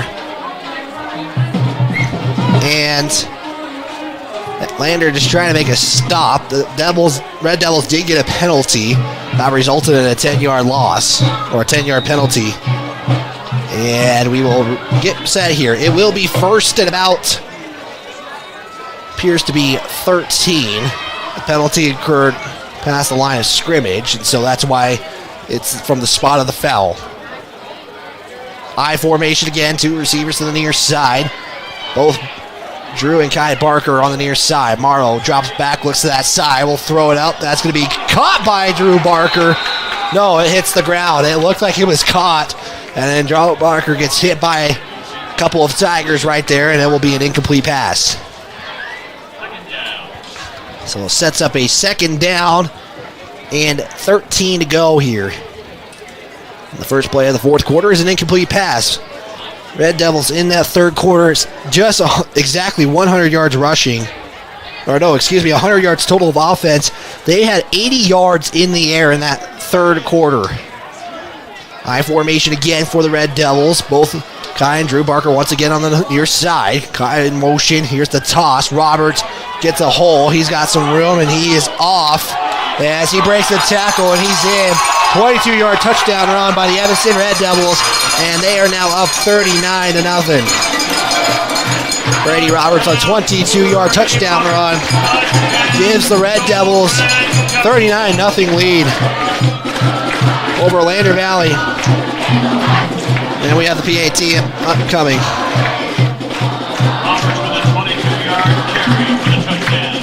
So it will be Jordan Mendez to put it through the uprights here and make this 40-0. He does so.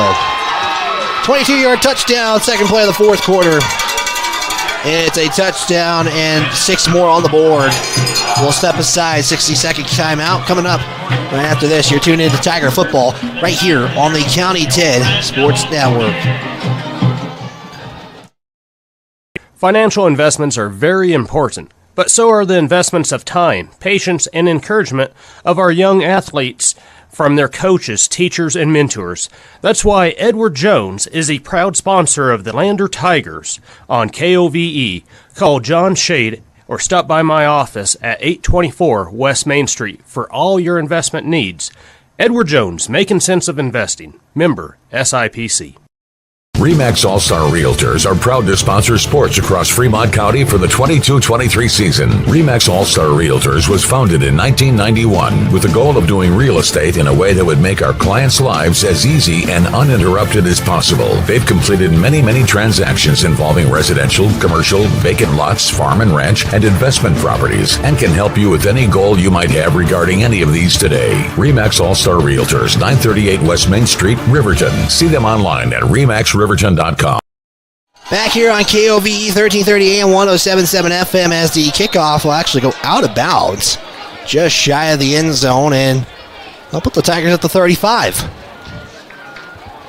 40-0 courtesy of a 22-yard touchdown run by Brady Roberts in that second play of the fourth quarter. As again, Tigers will set up shop at about the 35-yard line. Should be because of the kickoff out of bounds. Coming up after the game, we'll have the Bailey Tire and Auto post-game show. We'll have an interview with head coach Jim Burton, hopefully. He probably will take a little bit longer just because of this game to him. You know, former coach here, spent 4 seasons here as the Red Devils head coach. And has coached these players. He's coached this team all the way up, some of them for their senior year, unfortunately. Can't do it, and says he's gonna have emotions after the game, and I don't say unfortunately because meant to say he's glad to have coached him, but I meant to say unfortunately probably wanted to finish it. He said he put some time into this community, and it's gonna be hard, and he said it's gonna be emotional. Coming up as a flag is on the play. It goes against the Tigers as they already backed up. As Hollinshead gets sacked, and it's going to be holding 55 wide. And no, they're going to decline this penalty. And they're going to take the sack. It's going to be second down, and well, either way, it was going to be 20 yards. So second and 20 now for the Tigers. Ball going to be placed at the 25. As again, the 10-yard sack, so really didn't have to do anything else. You don't have to take the penalty, and all instead will get sacked for 10 yards. Tigers will come together, flex bone formation. Hollinshead will go under center. Hollinshead takes a snap, handoff to Braden Baker. He's going to get hit in the backfield. He'll lose 2. That's what the officials say. So just like that, first drive of the fourth quarter for the Tigers is negative yardage. And it's going to be third in what feels like forever. 22 yards to be exact at the 23. As Mason will come out, whistle blows, timeout taken by the Tigers. We'll be taking one with them as well. We'll step aside. Back right after this. Central Bank and Trust is a local bank that is focused on technology and convenience. We have a simpler online mortgage application process. You can use your computer or mobile device to upload required documents and sign them online. We have a variety of personal and business banking services. Stop in or visit centralbanktrust.com. We live here. We work here.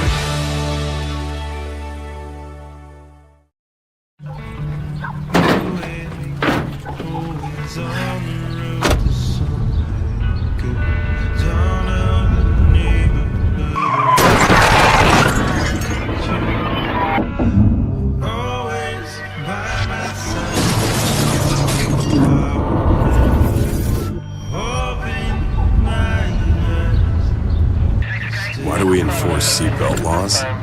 Because in real life, you don't get a second chance.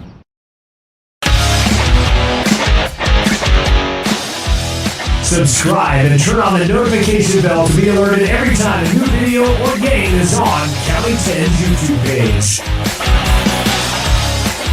40-0 your score in the final 10:47 of this ball game. Tigers trying to get something going offensively. Hollinshead going to line up in the shotgun on a 3rd and 22.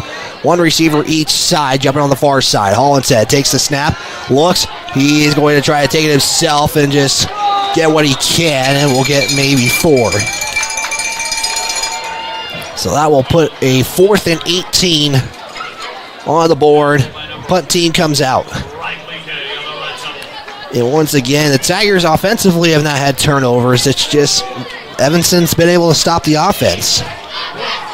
Tigers had some good drives to start. They were able to get a couple of first downs and then just gets halted by the defense. Jabber stands at the 12-yard line. Deep to receive is Kai and Drew Barker. Snap. And punt is away. This one going to be a high arcing punt.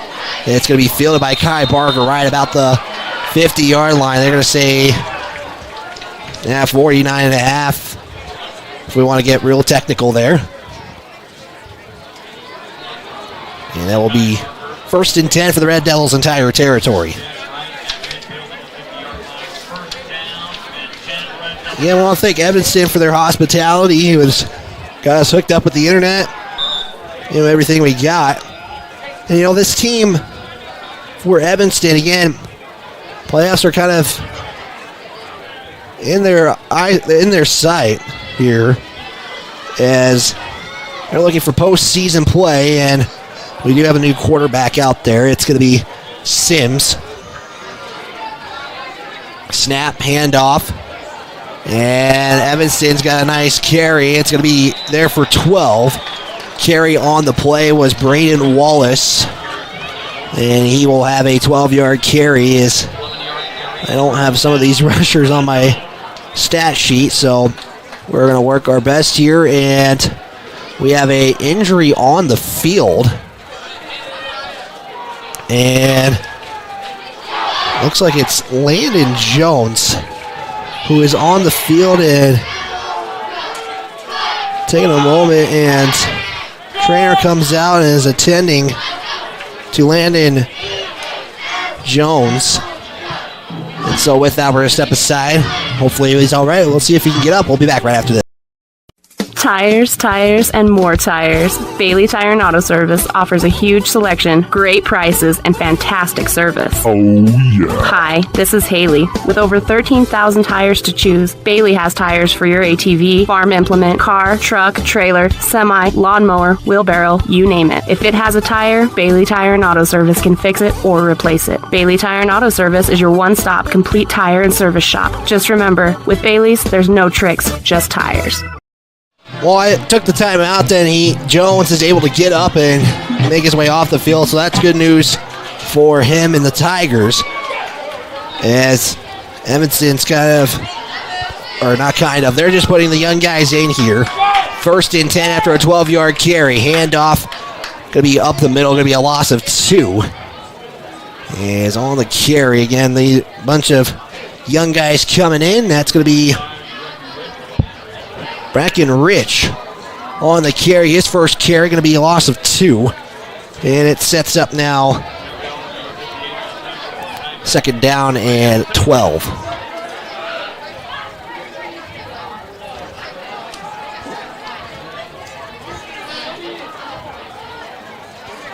Second and 12 for the Tigers, or for the Red Devils, excuse me. As they line up in the eye, one receiver each side. As it looks like a misdirection, and Hunter Velarde with the hit. How about that on your Gambles replay? So that was a quick one, loss of 5. And just big hit right there. As that was carried by Braxton Hanks. And it sets up 3rd down and 16.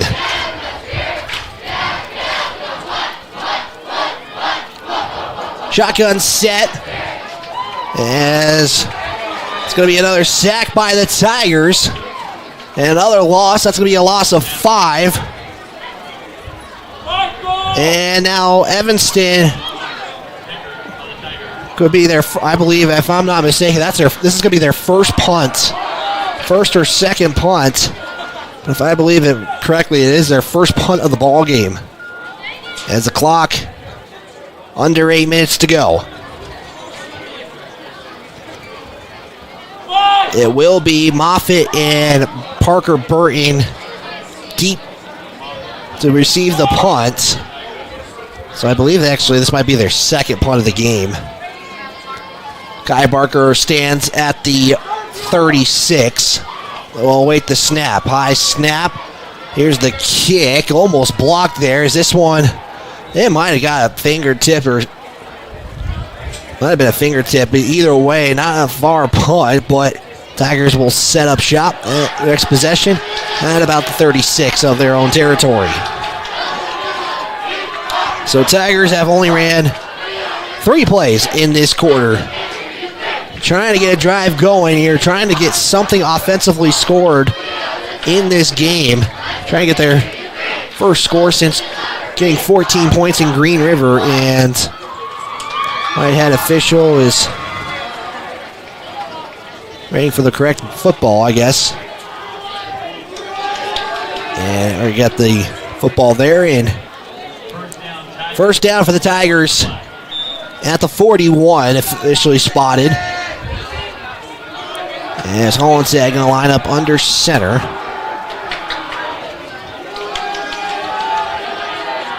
Sends Velarde in motion. Excuse me, that's Parker Burton who's going to keep it himself. And we'll get maybe one on the carry. And we got another injury timeout as Parker Burton again kicks the carry. Not sure exactly who the injured player. It is a Tiger. And you got to hope he is all right. And with a team like this for Lander, injuries are something you really don't want to see, because the team that is, I would say, short-handed just because of the depth of this team and everything is, I don't have the exact number, of the Lander player, but again, we hope he's all right, and trainers and coaches for the Lander player being attended to, is that is Tristan Osborne who is being attended to, and they hope he's a cramp as he's jogging his way to the sideline. It will be 2nd down and 9 after a gain of 1. Ball at the 42. Again, Parker Burton has come into the game as the quarterback. And have one receiver on each side here as Evanston will make their way out. Make sure you stick around for the Bailey Tire and Auto post-game show. Also, give a big shout out to Edward Jones Financial Advisor. John Shade is your local guide to financial victory. Call John Shade today at 335-7722 for a free consultation, or stop in at 704 Main in Lander. Work hard and win big. So 2nd and 9, Burton under center. Moffitt goes in motion. That's Barrett Moffitt to be exact. It's going to be a carry of 4. Maybe 3 on the carry for Braden Baker. Braden Baker, 10 carries, 39 yards, leads the way for the Tigers. And we have a 3rd down as we see Jebber coming to the ball game. 3rd down, 6 to go. So they did officially roll it a 3-yard gain. They put the ball between the 45 and 46. 45 is what the scoreboard says, so we're going to go off of that. Velarde goes in motion. Handoff is to Baker. Tries to go around the tackle, and they'll get maybe 3. And they will actually say a gain 2. So 4th down here in... If you're the Tigers, I would go for this just because you got to get some momentum. Conference play starts next week. Tigers will be in Buffalo. 6 o'clock kickoff is scheduled. We'll have the call right here on KOVE 1330 AM 107.7 FM. As it's a 4th down, 3 to go. Can the Tigers sustain the drive?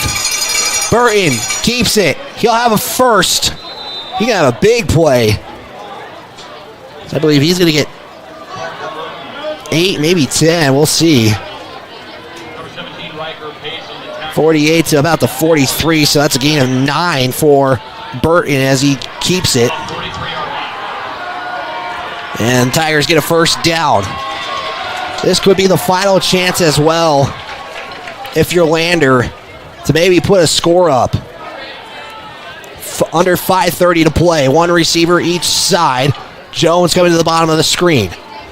Moffitt tries to get back set. Hunter Velarde and Barrett Moffitt having a discussion. Velarde goes in motion. Here's the fake toss. It's Braden Baker. He's going to be at the 20. He breaks the tackle, trying to get to the end zone, but he's going to be taken down at about the 16-yard line.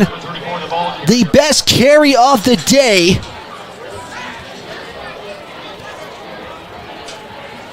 I'm trying to get it. I believe 22 yards. Biggest run of the game for the Lander Tigers, and this is the best opportunity because this is the closest they've been. Ball at the 17 officially. Scoreboard says 12, but I have the 17. 1st and 10. Velarde in motion. Burton drops back, looks. He's going to throw to the end zone. It's going to be intercepted. Intercepted by Jordan Mendez, as Mendez has got a big return on it. And a drive that had promise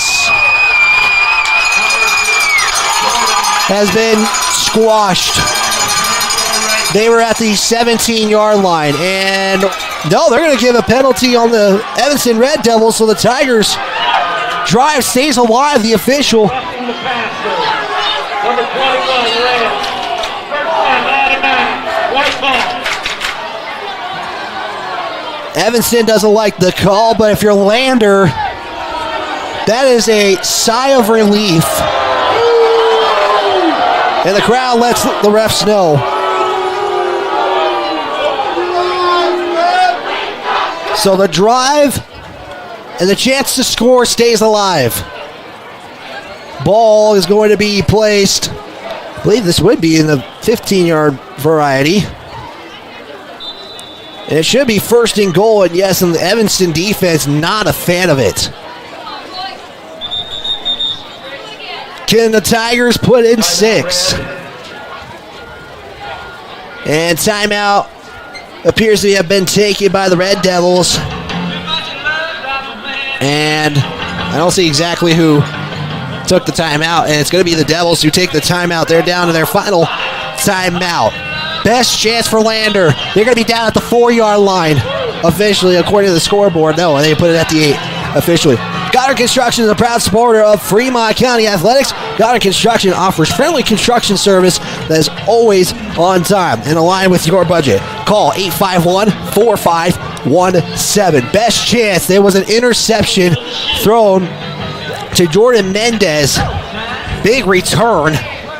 Possibly have ended any chance later of scoring. And I didn't even see a flag on the field, but the Whitehead official calls a roughing the passer on the Evanston Red Devils, and that just saves this keeps this opportunity alive.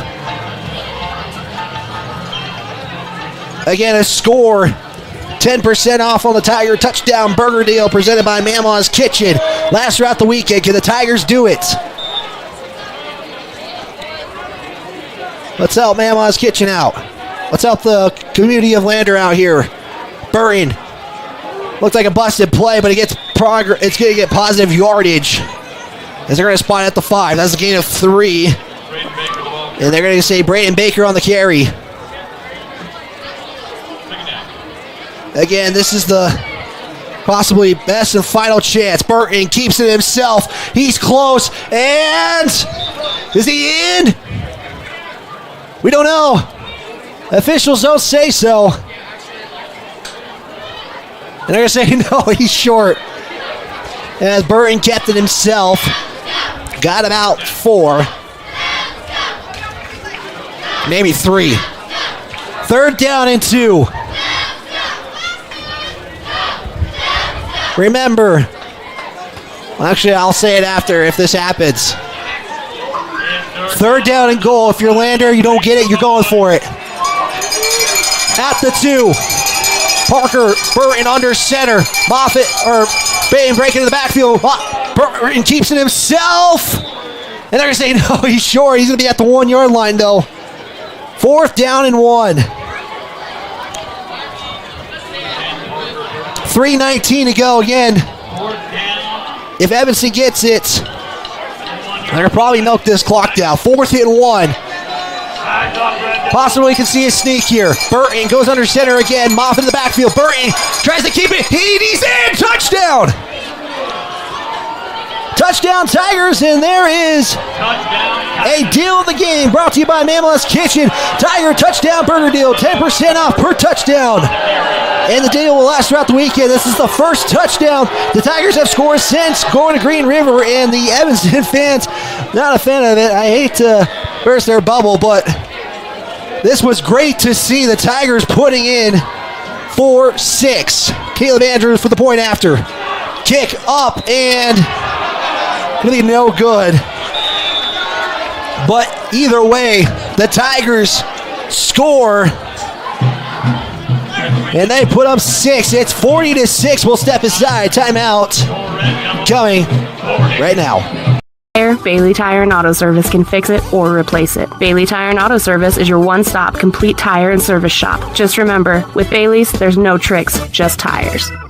Baldwin Creek Rental Service in Lander is a proud supporter of sports and athletics here in Fremont County. Baldwin Creek Rental Center understands how expensive specific equipment can be, especially if it is for a one-time use or event. That is why they offer tools, equipment, and party supply rentals. For many years, Baldwin Creek has provided services to clients in Lander and the surrounding areas. From lawn and garden projects to graduation parties, they have the right equipment for you. Baldwin Creek Rental Centers, 675 Baldwin Creek Road in Lander.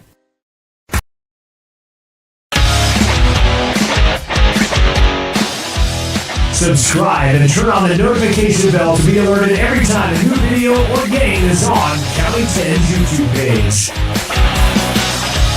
The Tigers score, and they got something on the board. And now the deal of the game is in effect. Mama's Kitchen will last throughout the weekend. 10% off the Tiger Touchdown Burger deal. And it's just good to see Tigers able to score. You haven't seen that yet, and I think Baker's looking for the football.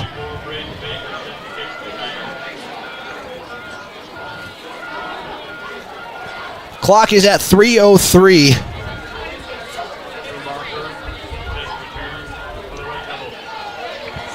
.303 to go. Baker got the football. That's what we were missing. So 40-6 on your Fremont Chevrolet scoreboard. And I think the rough and the passer saved that drive, because as Drew Barker almost loses it and he's able to corral it, he's going to try to go up the middle. He's got some room and he's going to be taken down with a pull of the jersey. I don't see a flag on the field. And it will be first down and 10. And it looks like most likely Evanston will just run this out.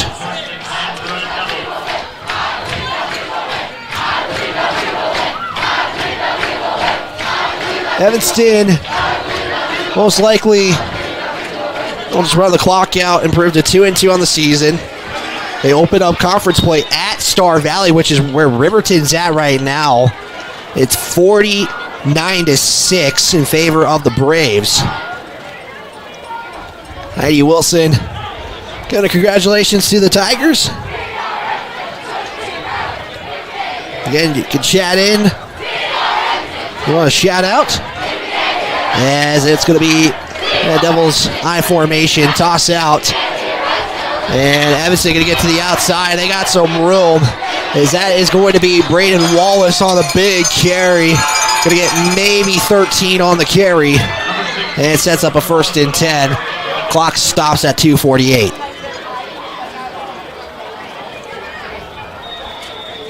And we have clock starting again. 13-yard carry by Wallace. And he's got 2 big carries in this one. Clock is at 2:40. Again, make sure you stick around for the Bailey Tire and Auto post-game show. Recap this game. Talk about next week. Here's another pitch. Wallace again. He gets stopped there by a herd of Tigers. And it will be a gain of 1. Just toss it out here is what looks like it's going to be. Clock at 2:10. Tomorrow on KOVE, Cowboys going to be playing the 4th-ranked Texas Longhorns. You can catch that game on KOVE 1330 AM and 107.7 FM. Broncos going to be in action on Sunday, 2:25 against the Washington Commanders. All those on KOVE 1330 AM, 107.7 FM. High formation, 1 receiver each side. Fullback dive is what it appears to be. That was Bracken Rich on the 2-yard carry.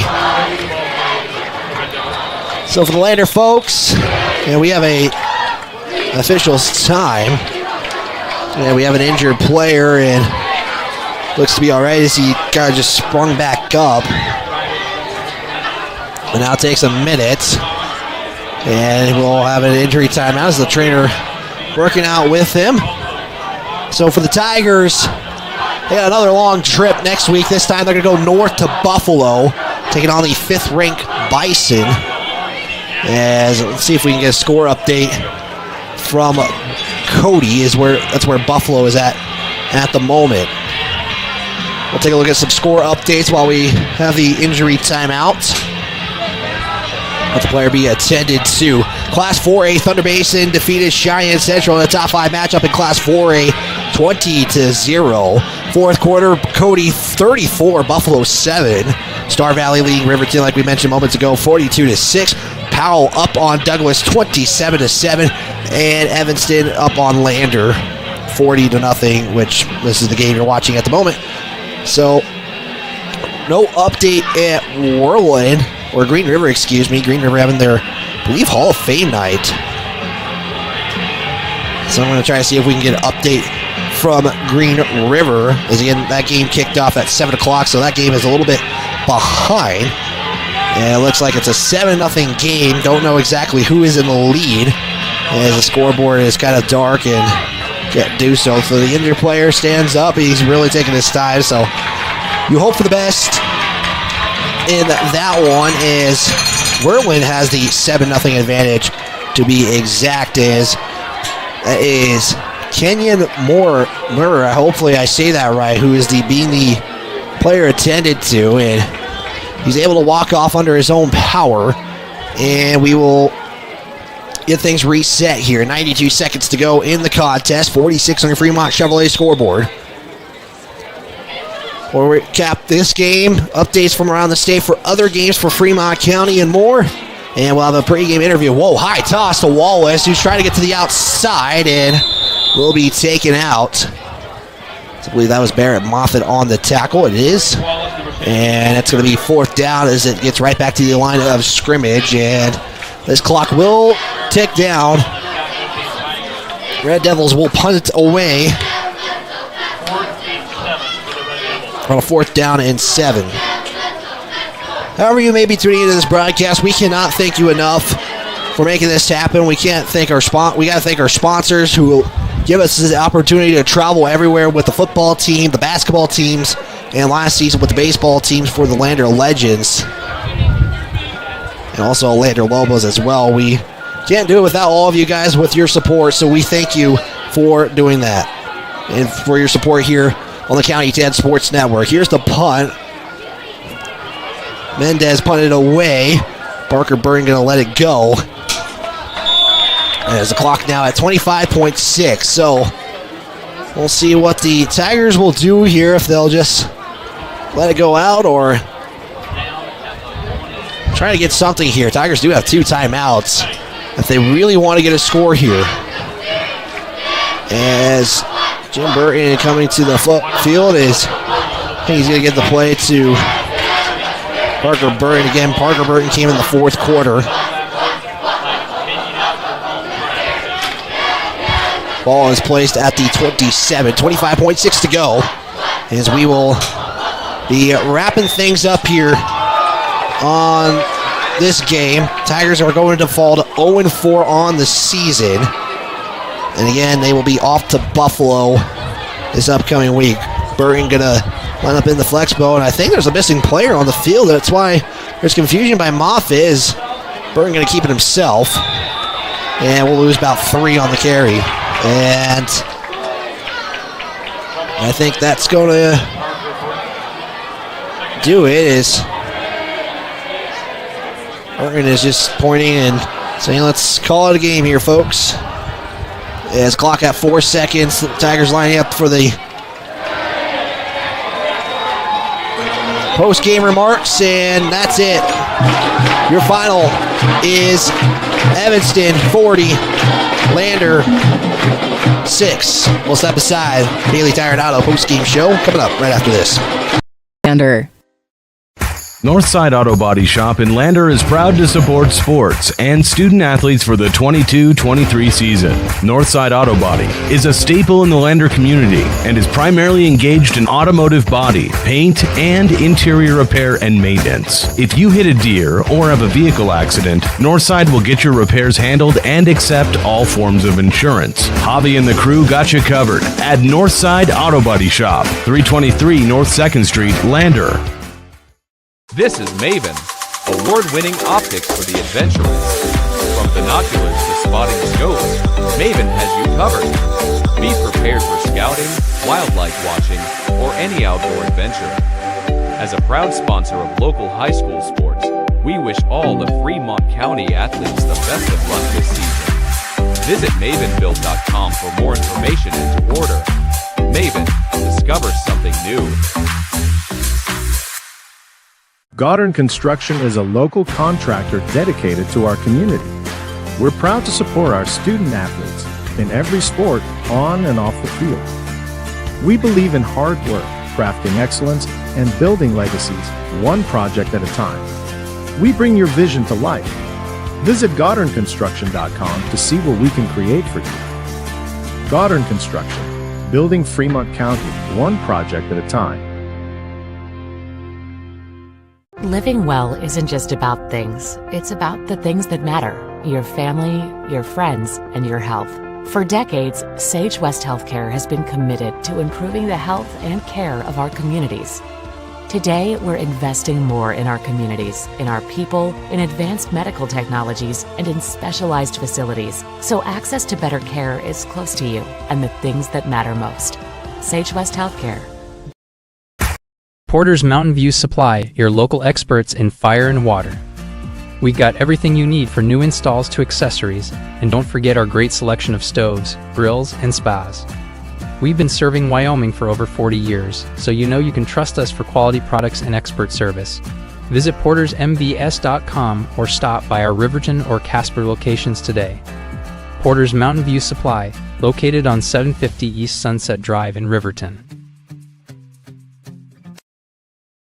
Perfect Power is a proud supporter of athletics and student athletes all across Fremont County. Perfect Power provides services for residential, commercial, and industrial jobs. Darren Hubble, owner and master electrician, has over 30 years of electrical experience. Darren's trustworthy team of professionals can get the job done right. Perfect Power, serving Fremont County and surrounding areas. Stop into 1320 West Main Street, Lander, or give him a call at 307-332-7184.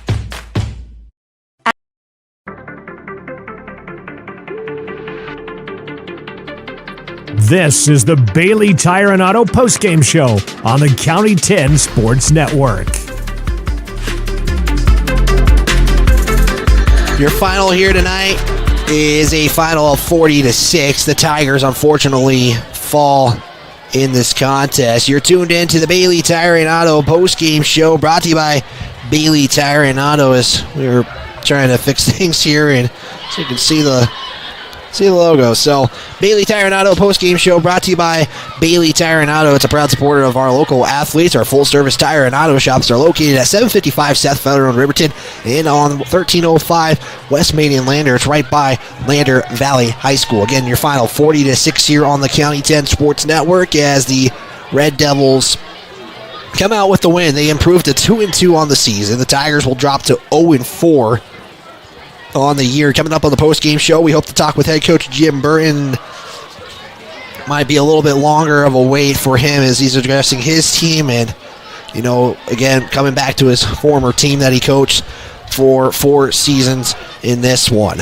Again, we are live on KOVE 1330 AM 107.7 FM, online at county10.com. We are also on YouTube and Facebook in this one. Just want to make one note. One final is official, 50-6 in favor of the Star Valley Braves against the Riverton Wolverines. So both teams for Fremont County in the 3A ranks are going to drop to 0-4 on the year before conference play starts. Wolverines are going to be off to Rollins. The Tigers have a top-ranked matchup against the Buffalo Bison. So the Evanston Red Devils really just kind of took it away. It was a 7-0 first quarter score after it was Brady Roberts on a 17-yard touchdown. In the second quarter, they kind of ran it up on that one. 89-yard touchdown, 13-yard touchdown run by Kai Barker. Gabe Hutchinson with the 89-yard touchdown run. Brady Roberts was able to score, and then it was a touchdown connection, 35 yards from Cohen Morrow to Kai Barker for 35 yards in the contest as well. Fourth quarter, Evanston scored one more time, 22-yard touchdown run by Brady Roberts to give the Evanston Red Devils the 40-6 victory. The Tigers scored in the fourth quarter on a fourth down after it was a 1-yard touchdown sneak by Parker Burton that activates the deal of the game, brought to you by Mama's Kitchen. That deal, 10% off on the Tiger Touchdown Burger deal. So 10% off on burgers at Mama's Kitchen will last throughout the weekend. And that one, make sure you guys stop in at Mama's Kitchen to get your 10% off on burgers as the Tigers are able to score. It's the first score as well since Green River. The Tigers haven't been able to really get anything offensively going. They do, and it's halted by the defense. They get some good things going. They were trying to sustain drives, but Evanston was just kind of ready for it, and the Tigers were able to get something in that fourth quarter. So it's good to see Tigers get some momentum in this one. I think that's really the biggest thing of the game tonight is, yes, you didn't come on the winning side of things, but you have momentum going into next week, and it's not going to get any easier. You're taking on Buffalo, who also has been kind of a tough out for most teams in this one as well. So we're going to step aside for another timeout. We'll get some individual results, and we'll try to talk with head coach Jim Burton. And again, he's just addressing his team right now. So we will continue our Bailey Tire and Auto post-game show right after this. On Fremont, we know that good vision is about more than just seeing clearly. That's why we're dedicated to providing expert eye care for the whole family. From children's exams to contacts, LASIK to glaucoma treatment, we're here to help. We accept most insurance plans, and our experienced team will make sure you feel right at home. Schedule an appointment today at 111 South Broadway in Riverton, or give us a call at 307-856-9000. Visit WyomingEyes.net to learn more. How many letters? 5 letters. Just think about, what am I doing right now? Smile. Smile? Uh-huh. This is so easy.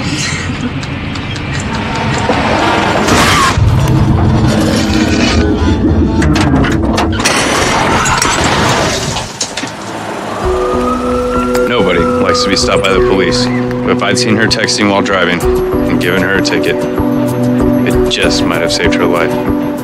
Myers Gambles is your one-stop shop for furniture, mattresses, and appliances in Lander, Wyoming. We have an unbeatable selection of furniture for your living room, bedroom, and dining room. Plus, we have the latest trends in home furnishings. Our mattresses are comfortable and affordable, and our appliances are built to last. Whether you're looking for a new TV, sofa, or refrigerator, we have the perfect finish, style, and function for your home. Visit us at 420 Main Street in Lander, or check out our website, landergambles.com. Today. Get ready to explore Wyoming's stunning parks at Fremont Motors during the Open Road Sales Event. We're giving away a complimentary Wyoming State Parks pass with every vehicle sold, so you can get out and explore our beautiful state behind the wheel of a brand new vehicle. Plus, all Fremont vehicles come back by Fremont Care, so you'll be covered no matter what the open road has in store. Visit Fremont Chevrolet GMC in Riverton, or shop online anytime at FremontMotors.com and start your Wyoming adventure today. See Allison at lunch today? I'm gonna text her. I'm gonna text Allison. Hey, hold up, Matt's calling me. Hey, we got the food and we're on our way right now. Hey, who's coming, bro?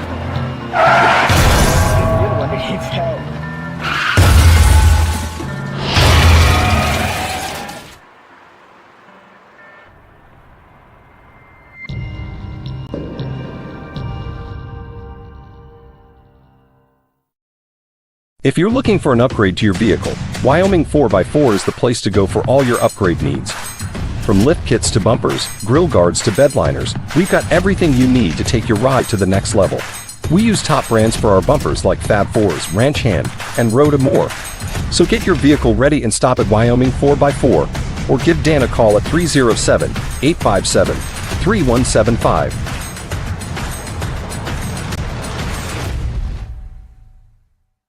Wyoming Catholic College is a unique institution that offers an immersion into Western tradition, the beauty and challenges of the wilderness, and the treasures of the Catholic spiritual heritage. Our mission is to provide a unique educational experience that nurtures the body, mind, and spirit. We are proud of our alumni success stories and the learning opportunities we offer through our academic outreach programs. Come and explore our campus in Lander, Wyoming.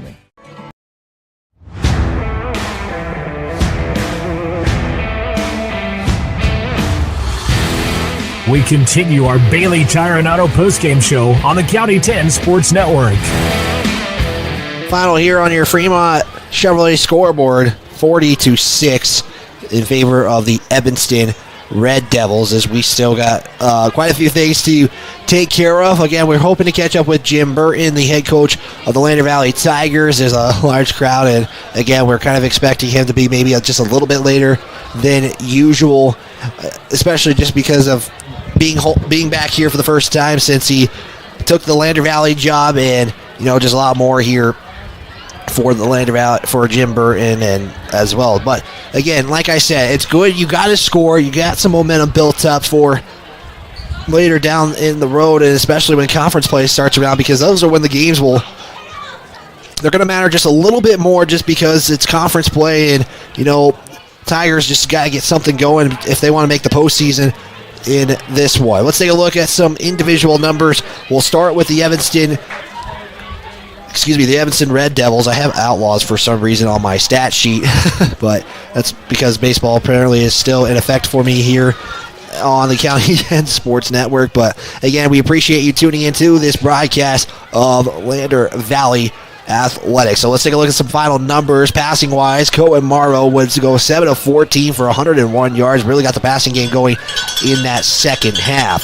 Cohen Morrow rushing would go 2 carries for 2 yards. Brady Roberts was 14 carries for 104 yards. 2 of the Red Devils were able to get past the century mark. The other one would be Gabe Hutchinson, 5 carries for 110 yards in the contest. Looking for head coach Jim Burton. I do not currently see him coming and making his way yet, or if he has, we're either not noticing, but we'll hopefully catch up with him as well. Clayton Cook, 0 rushes, 0, sorry. Wallace would go 3 of 26. Bronson Sims, 1 of -2. Bracken Rich, we get 2 carries for 0 yards. He had a -2 and then a +2. And like I said, Gabe Hutchinson, 5 carries for 110 yards. In the receiving category, it would be Kai Barker, 4 receptions for 63 yards and 1 score.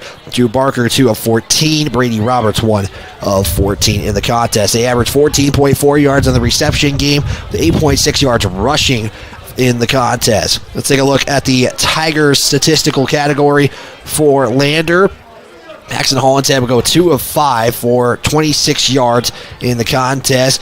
Bryce Mason would be the only receiver in the contest at 2 receptions for 26 yards. They average 13 yards per reception. In the rushing category, Parker Burton, 9 of 22 for 1 score. Paxton Hollinshead, 7 carries for 6 yards. Caleb Larvey, 8 of 7. Hunter Velarde, 1 of 3. Braden Baker, 13 carries for 66 yards in the contest. The Tigers would average 2.8 yards per carry. They got 139 yards of total offense. Evanston would go 349 yards of total offense, even with the younger guys coming into the game for the Red Devils. Excuse me, I keep probably saying Outlaws for some reason, but that's not the case here in this one.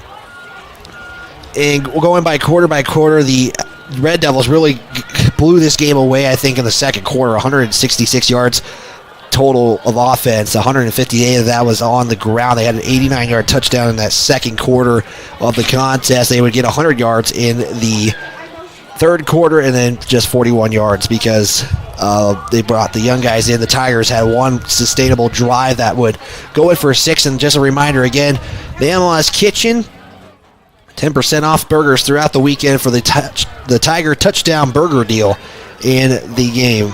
We'll take a look at some more numbers. We'll get a player of the game. And again, we hope to catch up with head coach Jim Burton. So we'll step aside and we'll be back right after this. You're tuned in to Tiger Football on County 10. County 10 is your Fremont County news leader. We're everywhere.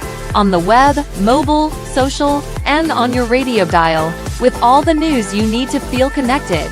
From sports to board meetings and community features, we work hard to bring you all the latest updates you care about.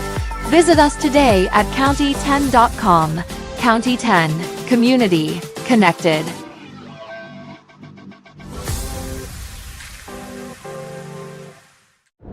This guy was driving way over the speed limit. Look at the damage. This guy was going a lot over the speed limit. Look at the damage. This guy was going a little over the speed limit. Look at the damage. Redden, Kane & Associates. CPAs is your go-to source for tax, financial, and business solutions. Our experienced professionals are trusted and know the numbers. We're dedicated to providing personalized attention to each of our clients.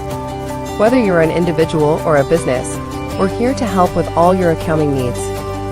Let us do the math for you. Stop in or visit rivertoncpa.com to learn more. Elevate Rehab's founding principle on you is evident from your first visit to the last. Our practice model ensures treatment as you deserve, a private one-on-one session with a licensed therapist the entire visit, every visit. All therapists hold advanced credentialing, including 2 certified hand therapists, an orthopedic clinical specialist, an MDT therapist, as well as pelvic floor and pregnancy rehab offerings. With over 100 years of combined experience between our 7 clinicians, Elevate is your ticket to health. Find us in Lander or DuBois and visit our website or Facebook page. Choose Elevate Rehab. Continue our Bailey Tire and Auto post-game show. Again, your final here at K. Fackrell Stadium in Evanston, 40-0 in favor of the Evanston Red Devils. Tigers dropped to 0-4 on the season. Evanston will go to 2-2 on the year. I did try to reach out to head coach Jim Burton. I think I see him outside the locker room, but again, giving him a chance to kind of address his team, giving him a chance to kind of talk with some of the other players, and as well as, again, we will stay on here as long as we can. Again, we got a very long road trip back to Lander/Riverton, just from Fremont County in general. We do have one obligation is to select our player of the game. I'm going to give it to Parker Burton because he was able to score that touchdown for the Lander Valley Tigers and get them their first score since playing Green River.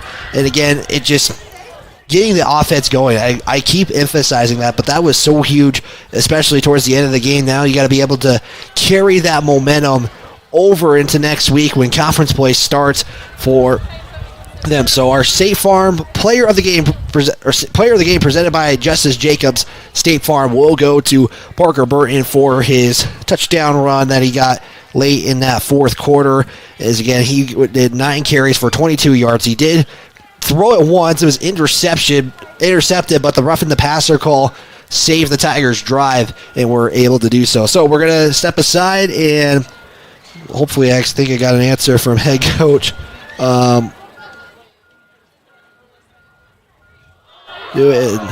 We just had the lights come out. What are the odds of that happening?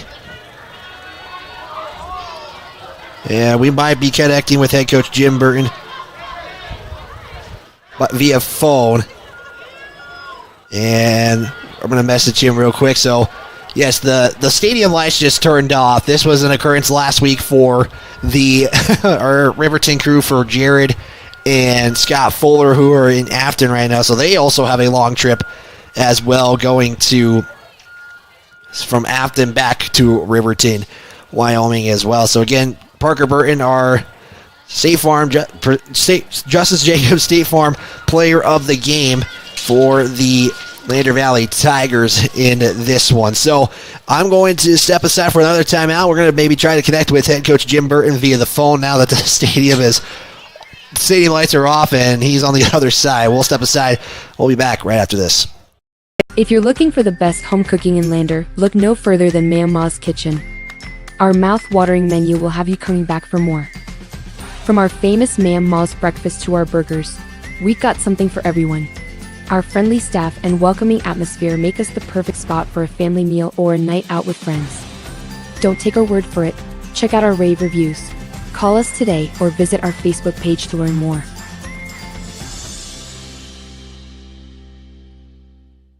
I'm John Shade, your Edward Jones financial advisor. Financial investments are very important, but so are the investments of time, patience, and encouragement of our young athletes from their coaches, teachers, and mentors. That's why Edward Jones is a proud sponsor of the Lander Tigers on KOVE. Call John Shade or stop by my office at 824 West Main Street for all your investment needs. Edward Jones, making sense of investing. Member SIPC.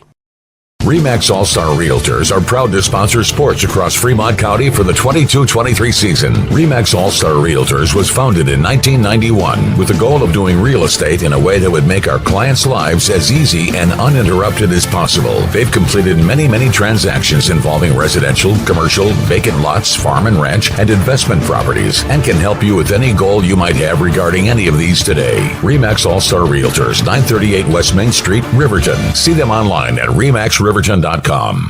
Central Bank and Trust is a local bank that is focused on technology and convenience. We have a simpler online mortgage application process. You can use your computer or mobile device to upload required documents and sign them online. We have a variety of... Should be. We continue our Bailey Tire and Auto post-game show. I got connected to head coach Jim Burton on the phone, and well, coach, I'll ask you this first off. Just what was the first reaction you had when you stepped onto the field tonight?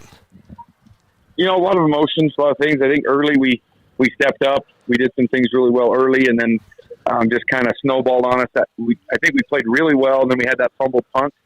Kind of had a letdown right there, and then a letdown letting them get into the end zone. And then just, we're in the right places. Now we got to make a play. We got to wrap up, make a tackle. We're getting to the right blocks. We're just not sustaining our blocks. So that's an experience thing that we got to just keep repping and we got to get better at. Coach, I know the scoring side of things didn't work out, but the fact that you guys were able to drive down and score a touchdown, and it was your kid who put the score in, just how much how is that going to carry over to next week? Well, the big thing is just making sure that, all these kids are getting reps.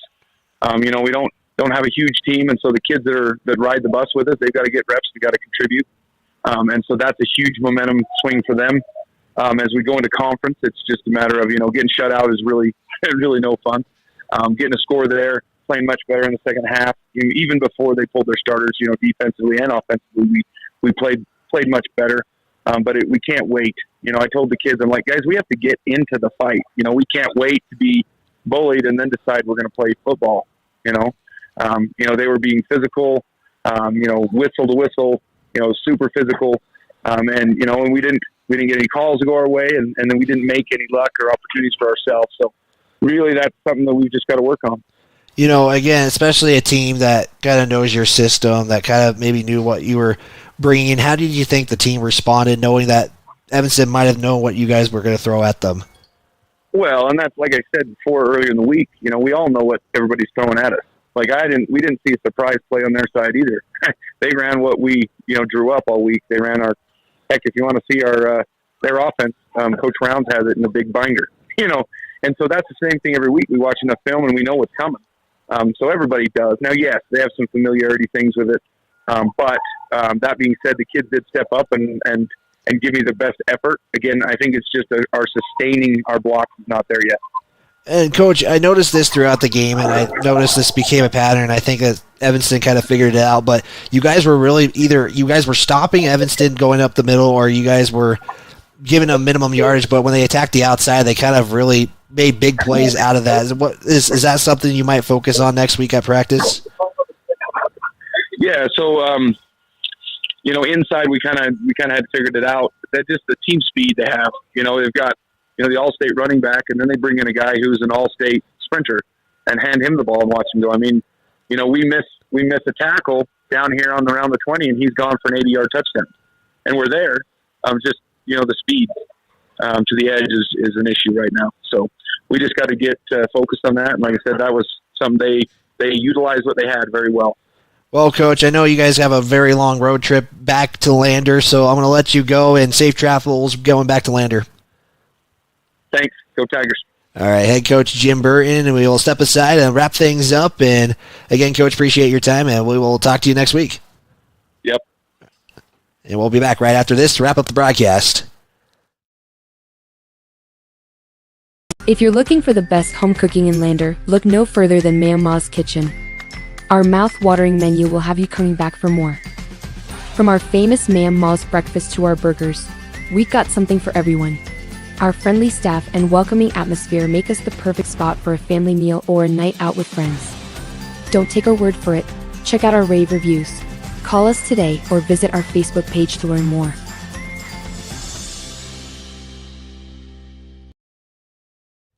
Bailey Tire and Auto post-game show, wrapping things up here at a black Fat Girl Field at Evanston, Wyoming. They literally turned off the lights about 10 minutes right after the game concluded, get the post-game celebrations in. Again, Evanston improves to 2-2 on the season. They will be off to Star Valley, I believe, to open up conference play, if I'm not mistaken.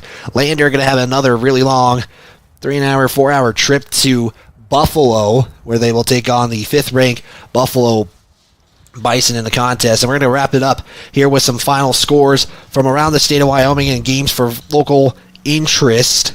Again, final in Star Valley and Afton is 56-6 in favor of the Braves. Cody defeats Buffalo 34-7 in that contest.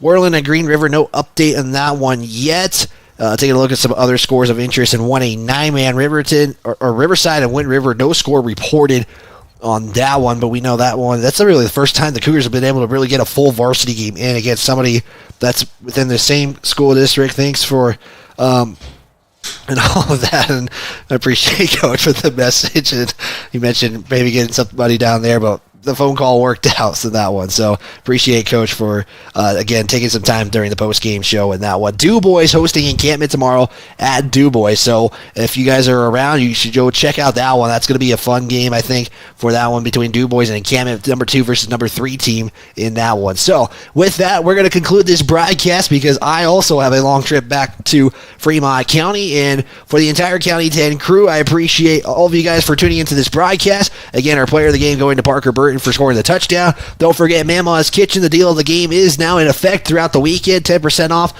on any burger you purchase. So with that, we're going to conclude the broadcast. We'll be back next week, 5:30 for the pregame show. You can listen to the County 10 Sports Podcast an hour before the kickoff, 30 minutes before pregame show, and we will be in Buffalo next week. Kickoff set for 6. We'll have the call here on YouTube, Facebook, as well as KOVE 1330 AM and 107.7 FM.